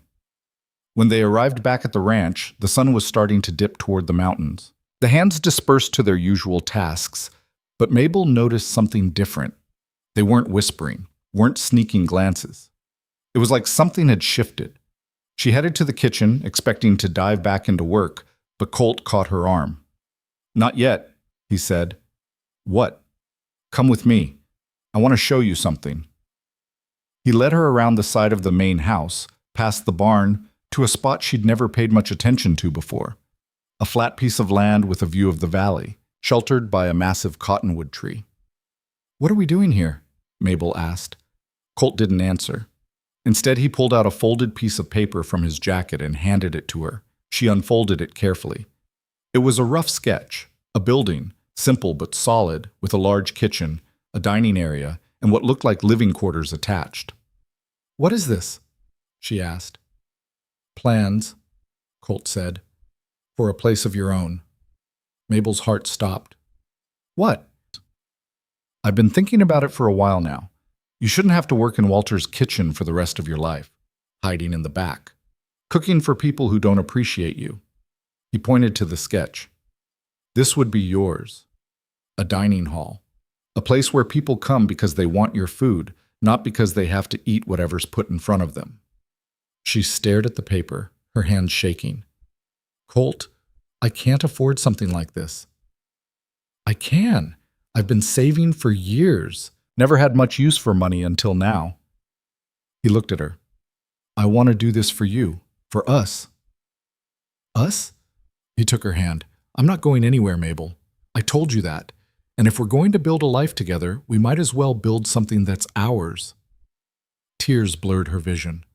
I don't know what to say. Say you'll let me do this. She looked at the sketch again, at the careful lines and the thought he'd put into it. A place of her own. A kitchen where she could cook without judgment. A space where she could finally, truly be herself. Yes, she whispered. Yes. Colt's face broke into a smile, and he pulled her into his arms, lifting her off the ground and spinning her around. She laughed, a real, full laugh that echoed across the valley. When he set her down, she was breathless and dizzy and happier than she'd ever been. When do we start? she asked. Tomorrow, if you want. Tomorrow. She nodded, wiping her eyes. Tomorrow sounds perfect. That night, Mabel lay in her narrow bed in the back room of the kitchen, staring at the ceiling. The sketch was folded under her pillow, and she kept reaching for it, unfolding it, studying every line. A place of her own. She'd never dared to dream of something like that. Never thought she deserved it. But Colt saw something in her that she was only beginning to see in herself. Strength, worth, potential. She thought about everything that had happened. The note he'd left. The small kindnesses. The way he'd stood up for her in front of the whole town. And now this. He loved her. Not in spite of who she was, but because of it. And maybe, just maybe, she was starting to love herself too. The next morning, Colt arrived at the kitchen before dawn with a wagon full of lumber and tools. Pete was with him, along with 2 other hands who'd volunteered to help. "Ready to get to work?" Colt asked. Mabel stepped out onto the porch, tying her apron. "Ready." They spent the day clearing the land, marking out where the foundation would go, hauling stones for the base. It was hard work, backbreaking, exhausting, but Mabel threw herself into it with everything she had. She carried water for the men, held boards in place while they hammered, learned how to use a saw without cutting herself. Her hands blistered, her back ached, but she didn't care. This was hers, and she was going to build it with her own hands. By sunset, the foundation was laid. It didn't look like much yet, just stones and dirt and a few wooden posts marking the corners. But to Mabel, it looked like hope. Colt stood beside her, surveying their work. Not bad for one day. Not bad at all. Tomorrow we start on the frame. She nodded, too tired to speak. He looked at her, his expression soft. You did good today. So did you. We make a good team. She smiled. Yeah, we do. Over the next few weeks, the building took shape. The frame went up, the walls followed, then the roof. Colt worked like a man possessed, and Mabel was right there beside him, learning, helping, refusing to be left behind. Word spread about what they were building. Neighbors stopped by to watch, to offer advice, to lend a hand. Some brought supplies. Others brought food. The community that had once ignored Mabel was now rallying around her. One afternoon, Walter came out to inspect the progress. He walked around the half-finished building, hands on his hips, nodding approvingly. "This is good work, Maddox," he said. "Thanks." Walter turned to Mabel. "You're really going through with this?" "Yes, sir." "And you think people will come, all the way out here?" "I do." He studied her for a moment, then nodded. "Well, I hope you're right. Lord knows this ranch could use something good happening around here." After he left, Colt said, "He's starting to see it." "See what?" "What I've always seen, that you're going to make something incredible." Mabel felt her face heat. "You're biased." "Maybe, but I'm also right." The building was nearly finished when disaster struck. It was late October and the weather had turned cold. Mabel was in the main ranch kitchen preparing dinner for the hands when she heard shouting outside. She dropped the pot she was holding and ran to the window. Smoke was rising from the direction of the new building. Her heart stopped. She bolted out the door, running as fast as her legs would carry her. When she reached the site, flames were licking up one of the walls. Colt and Pete were already there, throwing buckets of water on the fire, shouting orders to the other hands. "What happened?" Mabel screamed. "Lantern got knocked over," Pete yelled back. "Wind caught it." Mabel grabbed a bucket and joined the fight. The fire was fierce, fueled by dry wood and strong wind.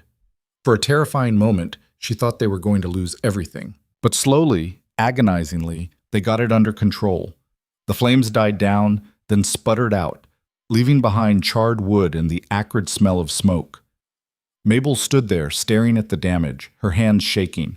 One entire wall was destroyed. The roof sagged where the supports had burned through. Weeks of work, gone. Colt came up beside her, his face streaked with soot. "It's not as bad as it looks." "It looks terrible. We can fix it. It'll take time, but we can fix it." Mabel sank down onto the ground, her legs giving out. "I can't do this." "Yes, you can." "No." She shook her head. Every time something good starts to happen, something comes along and destroys it. Maybe this is a sign. Maybe I'm not supposed to have this. Colt knelt down in front of her, taking her face in his hands. Listen to me. This is not a sign. This is just bad luck, and we're going to fix it. What if we can't? We will, because I'm not giving up, and neither are you. His voice was firm. You've come too far to quit now. She looked at him, at the determination in his eyes, and felt something crack inside her. I'm scared. I know, but you're not alone. She closed her eyes, tears slipping down her cheeks. Okay.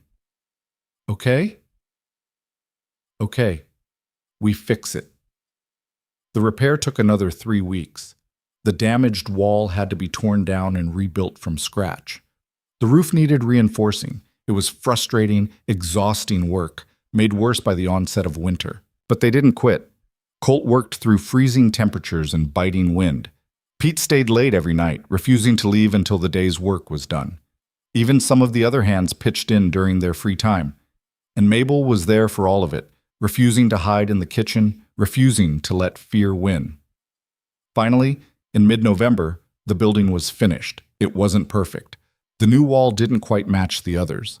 The roof had a slight lean to it, but it was solid, sturdy, and it was theirs. Mabel stood in the center of the empty dining hall, looking around at what they'd built. The windows let in streams of golden afternoon light.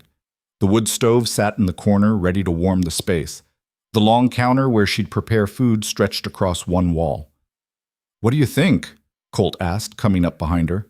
She turned to him, tears in her eyes. It's perfect. It's not, but it's close. She laughed. It's perfect to me. He wrapped his arms around her. Then that's all that matters. They stood there for a long time, holding each other in the space they'd created together. We need a name, Mabel said finally. A name? For the place. Every dining hall needs a name. Colt thought about it. What about the cottonwood, after the tree outside, where we sat that night? Mabel smiled. The cottonwood, I love it. Then it settled. The grand opening was set for the first Saturday in December. Mabel spent the entire week before preparing, baking bread, making stews, roasting meats, preparing pies. Her hands were raw from the work, but she didn't care. This was her dream, and she was going to make it count. The morning of the opening, she woke before dawn, her stomach churning with nerves. She dressed carefully, putting on her best dress and a clean apron. She braided her hair and pinned it up, then stood in front of the small mirror in her room. She looked the same as always, but she felt different, stronger, surer. She made her way to the cottonwood and started setting up. Colt arrived soon after, along with Pete and Sarah, a young woman from town who'd asked if she could help serve. Ready? Colt asked. Mabel took a deep breath. As ready as I'll ever be. At noon, the first wagon pulled up. Then another. Then another. People came. Ranch hands, neighbors, travelers, folks from town. They filled the tables, their voices rising in conversation and laughter. Mabel served them, plate after plate, her hands shaking at first but growing steadier with each order. The food disappeared fast. People praised the stew, the bread, the pies. They asked for seconds, for thirds. And through it all, Colt stood at the back of the room, arms crossed, watching her with a look of pure pride. By the time the sun started to set, the cottonwood was packed. Mabel was exhausted, her feet aching, her voice hoarse, but she'd never felt more alive. As the last of the guests began to leave, one man lingered by the door. He was older, well-dressed, with kind eyes. "Mrs. Maddox," he said. Mabel blinked. No one had called her that before. "Yes?" "My name is James Whitaker. I run a hotel in the city, about 2 days' ride from here." "Nice to meet you." "I wanted to tell you, this is the best meal I've had in years. Your food is exceptional." "Thank you." He hesitated, then said, "I'd like to offer you a position, head cook at my hotel. The pay would be generous, and you'd have your own staff." Mabel's heart skipped. A month ago, she would have jumped at the offer, but now— "Thank you, Mr. Whitaker," she said carefully, "but I'm not interested." He looked surprised. Are you sure? This is a remarkable opportunity? I'm sure. I've built something here, and I'm not leaving it. He studied her for a moment, then nodded. I understand. Well, if you ever change your mind, the offer stands. He left, and Mabel stood there, feeling something settle in her chest. She'd made her choice, and it felt right. Colt came up beside her. What was that about? Job offer. And? I said no. He smiled. Good. You're not worried I'll regret it? No, because you know what you want now. He took her hand. And what you want is here. She squeezed his hand, her heart full. Yeah, it is. That night, after everything was cleaned up and everyone had gone, Mabel and Colt sat on the steps of the cottonwood, looking out at the valley. The mountains were dark against the sky, the stars bright and cold overhead. The air smelled like pine and wood smoke. We did it, Mabel said quietly. Yeah, we did. She leaned against him, her head on his shoulder. Thank you for everything. You don't have to thank me. Yes, I do. You changed my life. Colt was quiet for a moment. Then he said, You changed mine too. She looked up at him. How? You gave me a reason to stay. Reason to build something that matters. He brushed a strand of hair from her face. I'd been drifting for years, Mabel, never staying anywhere long enough to care. And then I heard you singing, and something in me just stopped, like I'd finally found what I'd been looking for. Her eyes burned. I love you. I love you too. He kissed her, slow and tender, and Mabel felt the last of her fear melt away. This was real. This was hers, and no one could take it from her. When they finally pulled apart, Colt said, So what's next? Mabel thought about it. Thought about the dining hall behind them, about the people who'd come today, about the life they were building together. Next, she said, we keep going. We make this place even better. We help more people. We build something that lasts. Colt smiled. I like the sound of that. They sat there for a long time, holding each other under the stars, two people who'd found their way out of the darkness and into the light. And when Mabel finally started to hum, her voice rising into the night, Colt listened, his hand warm in hers, because this was what it meant to be seen, to be heard, to be loved. And Mabel Cross Maddox had finally found all three. Winter settled over the valley like a heavy blanket. Snow piled high against the walls of the cottonwood, and the wind came screaming down from the peaks with a fury that rattled windows and made the whole building groan. But inside, the wood stove burned hot, and the smell of baking bread filled the air. Business should have slowed. Most places closed up tight during the hardest months, waiting for spring. But the cottonwood stayed open, and people kept coming. They came because they were hungry, yes, but also because the place offered something more than food. It offered warmth, community, a sense of belonging that was hard to find in a world that could be cold in more ways than one. Mabel worked harder than she ever had. She was up before dawn every morning, stoking the fire, mixing dough, preparing the day's meals. Her hands were perpetually chapped from the cold and the constant washing. Her back ached, her feet swelled, but she didn't complain. This was hers, and she was going to make it work. Sarah had become indispensable. The girl had a natural talent for cooking, and she learned fast. Within weeks, she was handling half the prep work, freeing Mabel to focus on the more complicated dishes. They worked side by side in comfortable silence, their movements synchronized like they'd been doing this for years. One afternoon, as they were cleaning up after the lunch rush, Sarah said, Can I ask you something? Of course. How did you know that this was what you wanted to do? Mabel paused, her hand still in the dishwater. I didn't, not at first.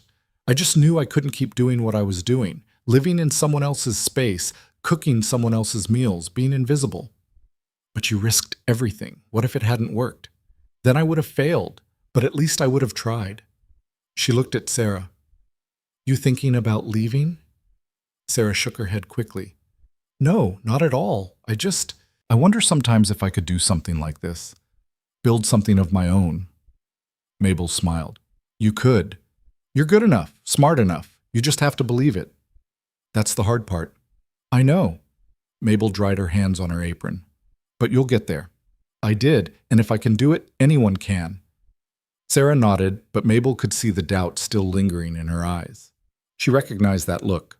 She'd seen it in the mirror for most of her life. The afternoon stretched into evening, and the snow kept falling. By the time they closed up, the drifts outside were waist-high. Mabel stood at the window, watching the white world beyond, and felt Colt's arms wrap around her from behind. "Storm's getting worse," he said. "Yeah." "You should rest. You've been on your feet all day." "I'm fine." "Mabel." She turned to face him. "I'm fine. Really." But she wasn't, and he knew it. The exhaustion was bone deep now, the kind that sleep couldn't fix. She'd been running on determination and coffee for weeks, pushing herself harder than she should. "Come on," Colt said, taking her hand. "Let's go home." Home was the small cabin they'd built near the cottonwood. It was simple, one room with a bed, a stove, a table, and chairs. But it was theirs, and it was warm, and right now that was all Mabel wanted. She sank onto the bed with a groan, and Colt knelt to pull off her boots. "You don't have to do that," she protested weakly. "I know." He helped her out of her dress and into her nightgown, then tucked her into bed like she was a child. She wanted to argue, to insist she could take care of herself, but the warmth of the blankets was too inviting. "Sleep," Colt said, brushing hair from her face. "I'll wake you if anything happens." She was asleep before he finished the sentence. That night, Mabel dreamed of fire. She was back in the kitchen at the old ranch, the one she'd left behind. But this time, flames were everywhere, licking up the walls, consuming the ceiling, smoke so thick she couldn't breathe.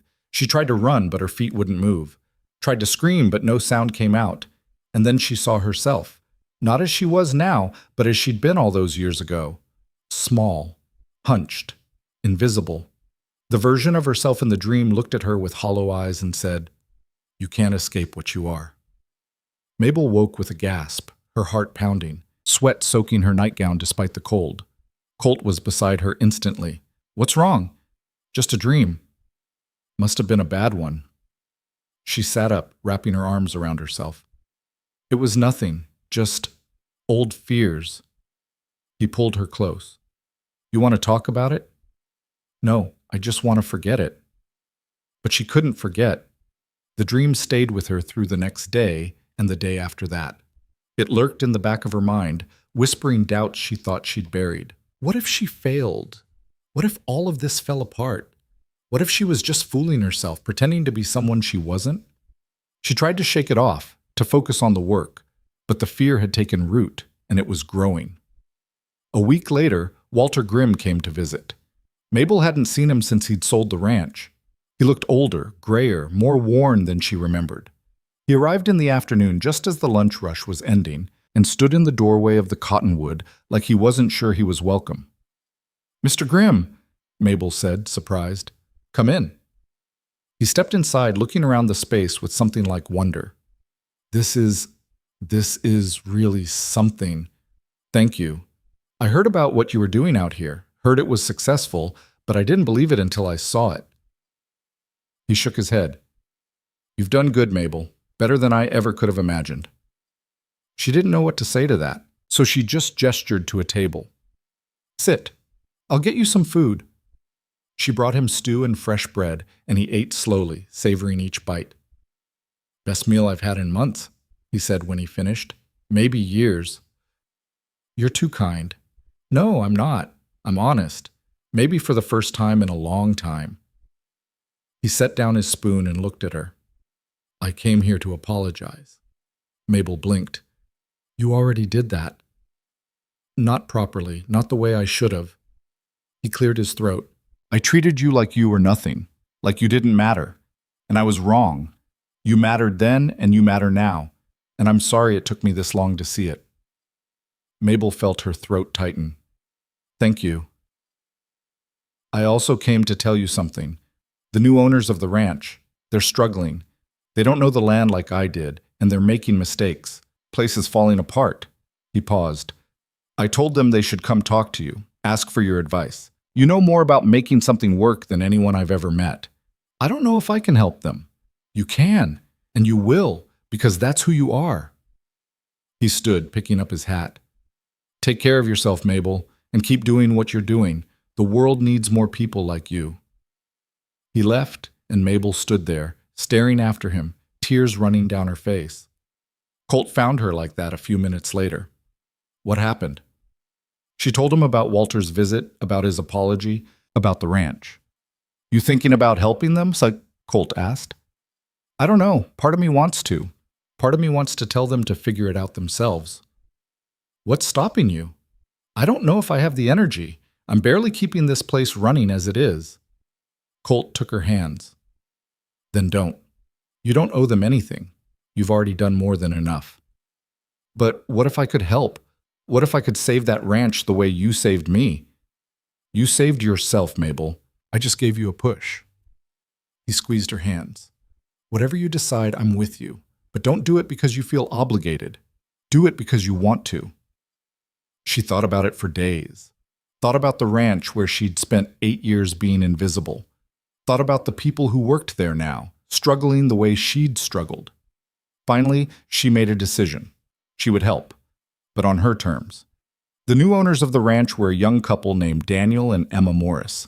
They were from back east, full of ideas but short on practical knowledge. When Mabel showed up at the ranch, they looked relieved and desperate. "Thank you for coming," Emma said. "We've heard so much about you, about what you've built."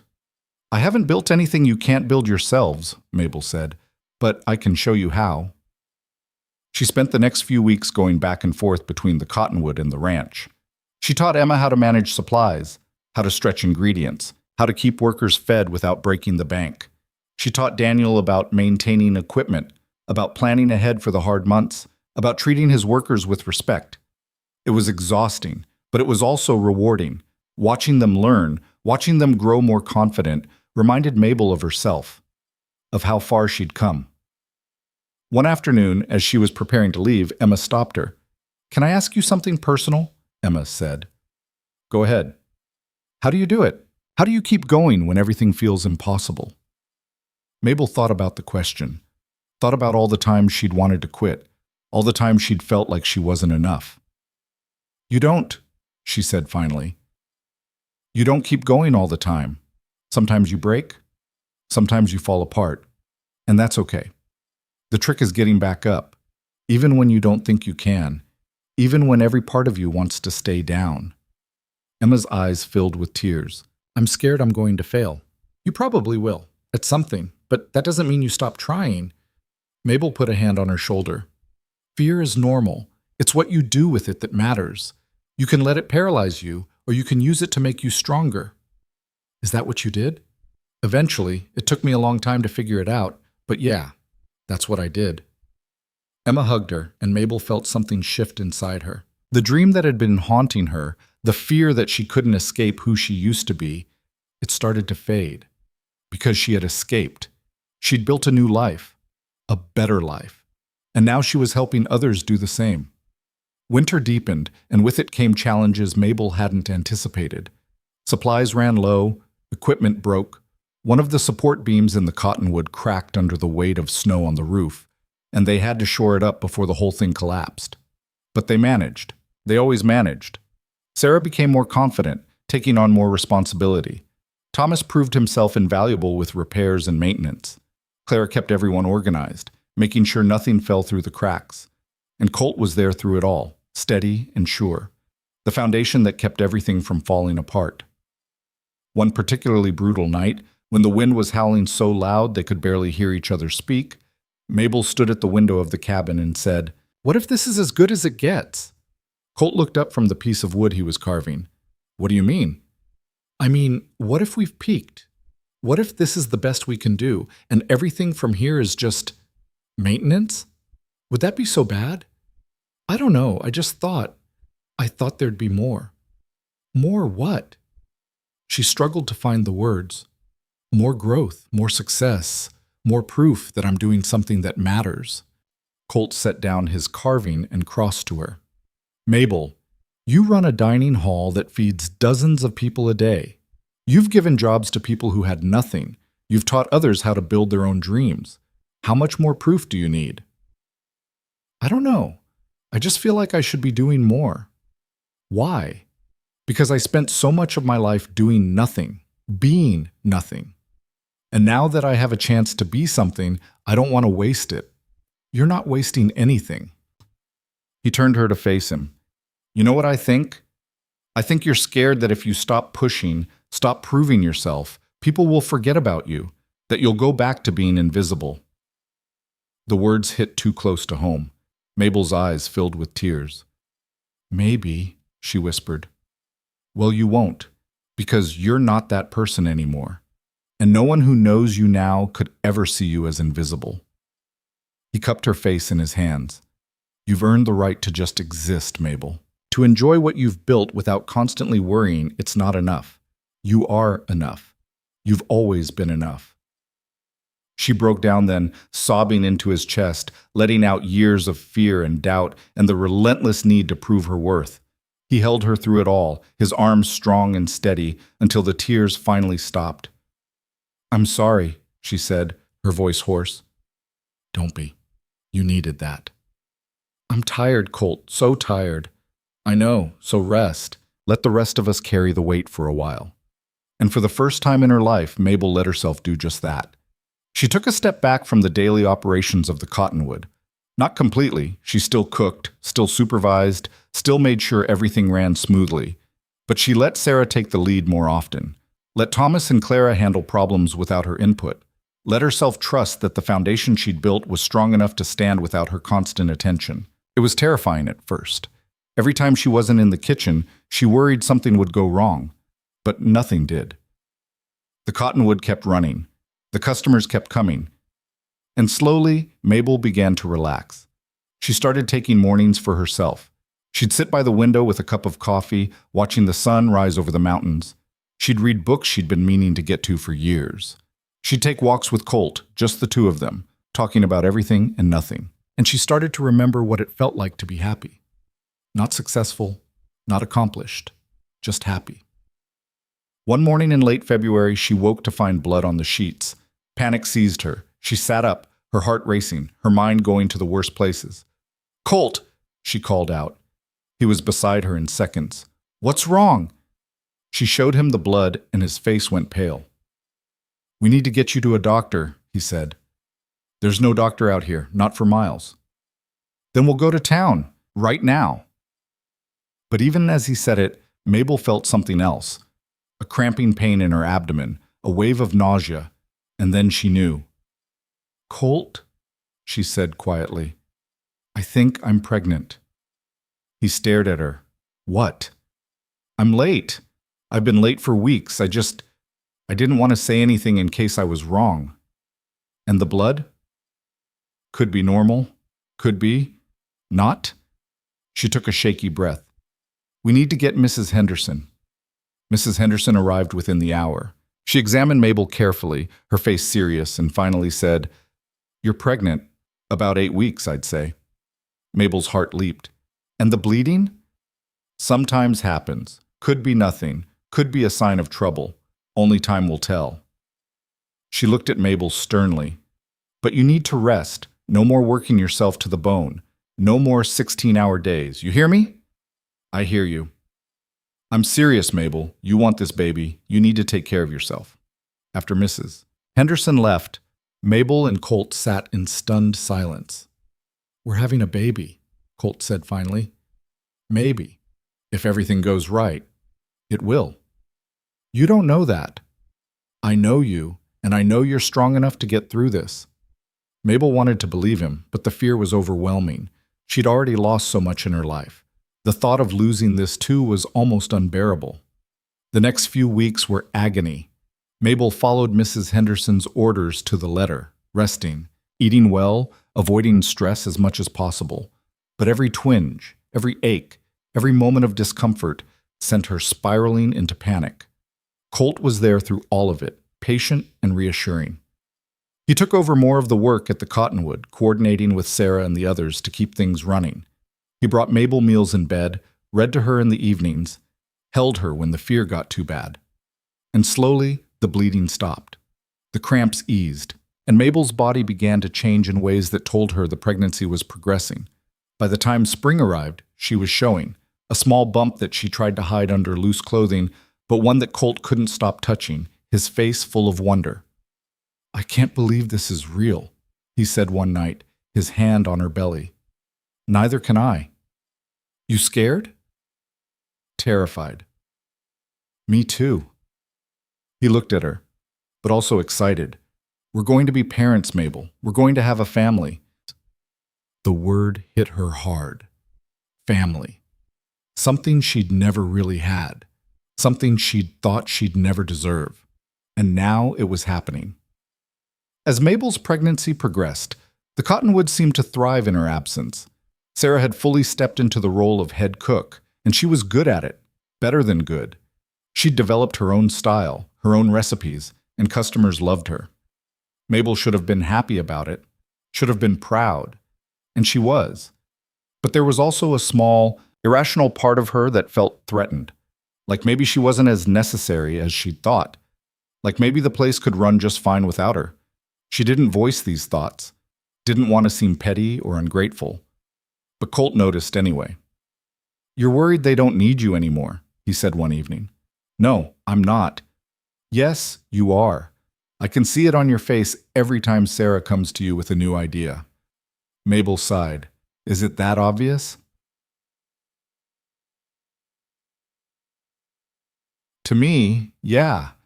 I know it's stupid. I should be happy that she's doing so well."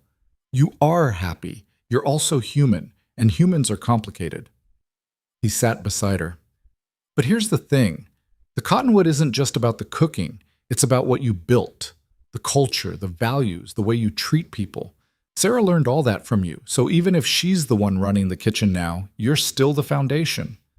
What if she decides to leave, to start her own place? Then you'll help her, and you'll be proud of her, because that's what good teachers do." Mabel knew he was right, but knowing it and feeling it were two different things. A few days later, Sarah came to her with news.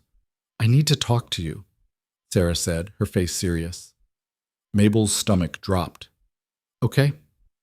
They sat at one of the tables in the empty dining hall. Sarah fidgeted with her hands, clearly nervous. "I've been offered a job," she said finally. "In town, at the hotel. They want me to be their head cook." Mabel's heart sank. "Oh." "It's good money, better than what I'm making here, and it's a chance to prove myself, I guess." "You've already proven yourself."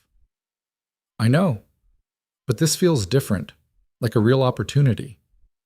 Mabel took a deep breath. This was the moment where she could hold Sarah back out of fear, or let her go and trust that everything would be okay. "You should take it," Mabel said. Sarah's eyes widened. "Really?" "Yeah, really. You're talented, Sarah, and you deserve to be recognized for it.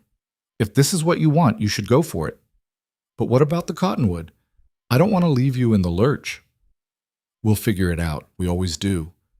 Mabel reached across the table and took Sarah's hand.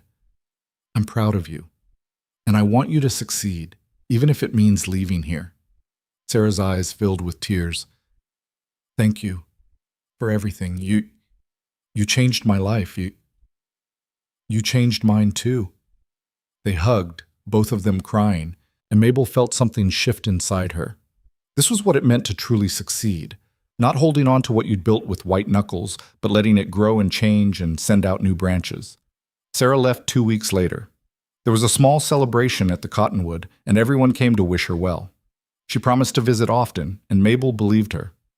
After she was gone, Mabel stood in the kitchen, feeling the empty space Sarah had left behind. "You okay?" Colt asked. "Yeah, I think I am." "We'll find someone else." "I know, but it won't be the same."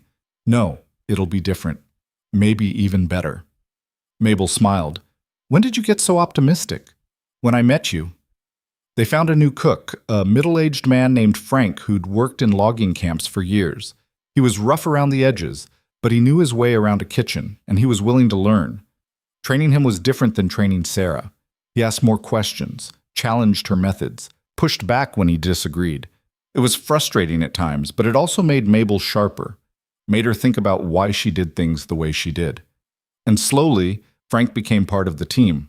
He brought his own ideas, his own energy, and the cottonwood evolved in ways Mabel hadn't anticipated. Summer arrived, and with it came the heat. Mabel's belly was huge now, and moving was difficult. She spent most of her days sitting in the shade, fanning herself, watching the world go by. One afternoon, a woman arrived at the cottonwood with 3 children in tow. She looked exhausted, her clothes worn, her face lined with worry. "I'm sorry to bother you," the woman said, "but I heard this was a place where people could get a meal, even if they didn't have money." Mabel had never advertised that policy, but it was true. She'd never turned away anyone who was hungry. "Sit down," Mabel said. "I'll get you something to eat." She served the woman and her children a full meal: stew, bread, fruit. They ate like they hadn't seen food in days, which they probably hadn't. When they finished, the woman said, "How much do I owe you?" "Nothing." "I can't just take food for free." "You're not taking it for free. You're accepting help when you need it. There's a difference." Mabel sat across from her. "Where are you headed?" "West. My husband died last winter and there's nothing left for us back home. I'm hoping to find work in one of the mining towns." "That's a hard road, especially with children." "I know. But what choice do I have?" Mabel thought about it. Thought about the woman she used to be, desperate and alone with nowhere to turn. "Stay here," she said. The woman blinked. "What?" "Stay here. For a few days at least. Rest, get your strength back, and I'll see if I can find you some work locally, save you the trip west." "I couldn't possibly." "You can, and you will." Mabel stood.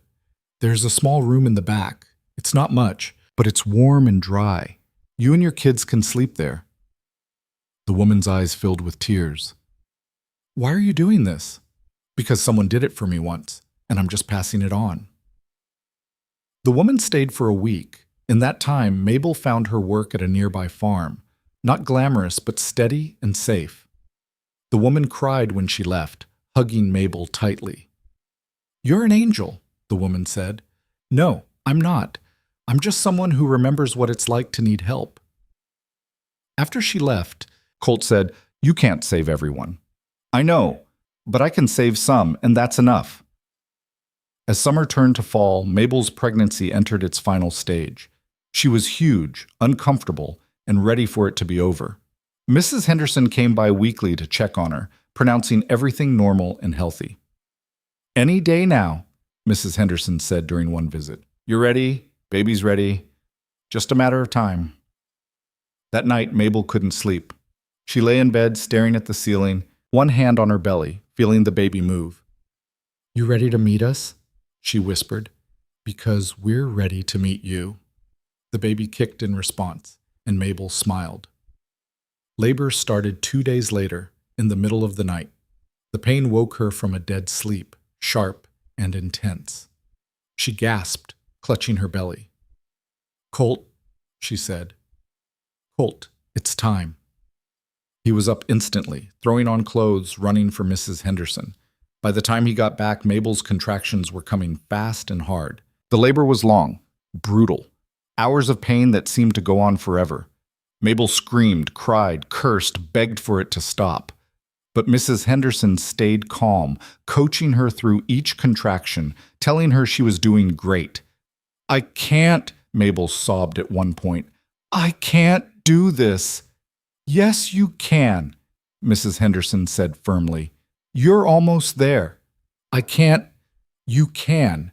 You're the strongest woman I know. Now push." Mabel pushed and pushed and pushed, and finally, after what felt like an eternity, a cry pierced the air. "It's a girl," Mrs. Henderson announced, holding up the tiny, screaming infant. Mabel sobbed with relief as the baby was placed in her arms. She was perfect, tiny and red and furious, but perfect. Colt stared down at his daughter, his face full of awe. "She's beautiful." "Yeah, she is." "What should we name her?" Mabel looked down at the baby, at her scrunched-up face and tiny fists, and she thought about her grandmother, who taught her the old songs. who'd loved her when no one else had. Rose, Mabel said. After my grandmother, Rose Maddox. Colt smiled. Rose Maddox. Perfect. The first few weeks with Rose were a blur of sleepless nights and constant feedings. Mabel was exhausted, her body aching, her emotions all over the place. But every time she looked at her daughter, she felt a surge of love so fierce it took her breath away. This was her baby, her family, and she would do anything to protect her. The community rallied around them. Clara brought meals. Thomas chopped extra firewood. Frank handled the kitchen at the Cottonwood while Mabel recovered, and Colt did everything he could to make her life easier. You're a good father, Svi, Mabel told him one night as he rocked Rose to sleep. I'm trying. You're doing more than trying. You're amazing. He looked at her, his eyes soft. So are you. As winter settled in again, Mabel slowly regained her strength. She started helping in the kitchen again, working in short bursts while Rose napped. It felt good to be back, to have her hands in dough, to smell the bread baking. But she was different now.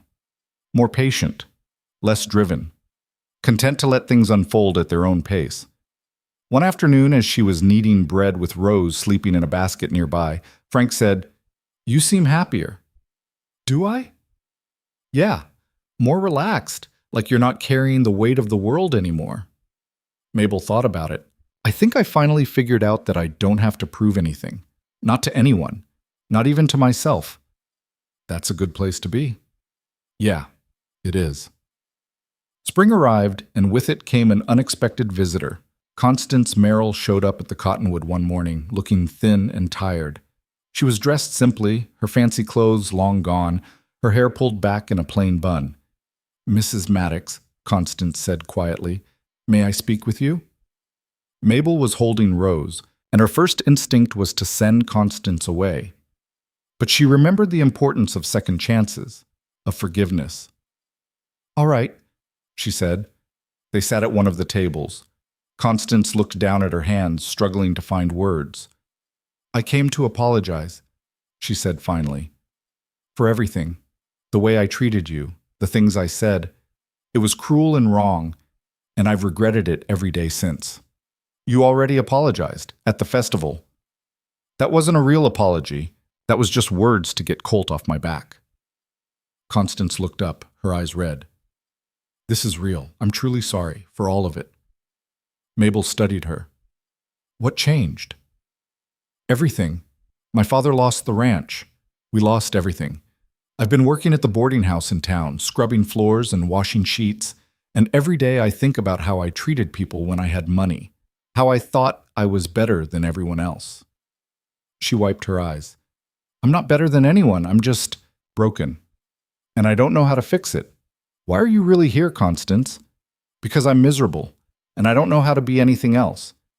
And when I think about you, about how you took all the pain people gave you and turned it into something good, I wonder if maybe I could do that too. If maybe there's hope for someone like me. Mabel shifted Rose in her arms. The baby was awake now, staring at Constance with wide, curious eyes. There's always hope, Mabel said quietly. But you have to do the work. You have to be willing to change, really change. Not just when it's convenient. I want to. I just don't know how. Start by being kind. To yourself and to others. Stop tearing people down. Find something that matters to you and build it. And most importantly, forgive yourself. Because if you can't do that, you'll never move forward. Constance nodded, tears streaming down her face. Can I ask you something? Go ahead. How did you forgive the people who hurt you? Mabel thought about it. About all the years of cruelty, all the judgment, all the times she'd been made to feel worthless. I didn't. Not all at once. It took time, and some days I still struggle with it. She looked at Rose, but I realized that holding on to anger was only hurting me. It wasn't changing the past. It wasn't making me stronger. It was just heavy. So I put it down, little by little, until I could breathe again. I don't know if I can do that. You can. It just takes time. Mabel paused. Are you looking for work? Constance blinked. What? I asked if you're looking for work. We could use someone to help with serving. It doesn't pay much, but it's honest work. You'd hire me after everything I did? Everyone deserves a second chance, even you. Mabel stood. Think about it. If you're interested, come back tomorrow. Constance left and Colt came over. You sure about that? No, but I'm doing it anyway. She might not change. She might not. But what if she does? What if this is the thing that turns her life around? Colt smiled. You're too good for this world, you know that? No, I'm not. I'm just trying to be better than I was. Constance came back the next day, and the day after that. She worked hard, kept her head down, didn't complain. She was awkward with customers at first, too formal, too stiff. But gradually she loosened up, started smiling, started treating people with genuine kindness. One day, several months later, she pulled Mabel aside. I wanted to thank you, Constance said, for giving me this chance. I know I didn't deserve it. Everyone deserves a chance to be better. Still, you didn't have to help me, especially after what I did. Mabel looked at her. You know what I've learned? Holding on to grudges doesn't hurt the people who wronged you. It only hurts you. So I let it go. Not because you deserved forgiveness, but because I deserved peace. Constance's eyes filled with tears. I'm trying to be better. I don't know if I'm succeeding. You are. I can see it. How? Because you're here. You're showing up. You're doing the work. That's what matters. As the years passed, the cottonwood continued to evolve. People came and went, some stayed for months, others for years. But all of them left changed in some way. Frank eventually moved on to open his own place 2 valleys over. Thomas got married and started a family, but still helped out when he could. Clara stayed until she was too old to work, and then Mabel made sure she had a place to live and food to eat for the rest of her days. And Constance? She stayed. She worked hard, saved her money, and eventually opened a small bakery in town. She never forgot where she came from or who gave her a second chance. Rose grew up in the cottonwood, surrounded by people who loved her. She learned to cook at her mother's side, learned the old songs, learned what it meant to work hard and treat people with dignity. When she was 7, she asked Mabel a question. Mama, why do we help people even when they can't pay? Mabel knelt down to her daughter's level. Because everyone deserves to eat, and everyone deserves kindness. And because a long time ago, when I needed help, someone gave it to me. So now I pass it on. Will I pass it on too? If you want to. Rose thought about it. I think I do. Mabel hugged her daughter, her heart full.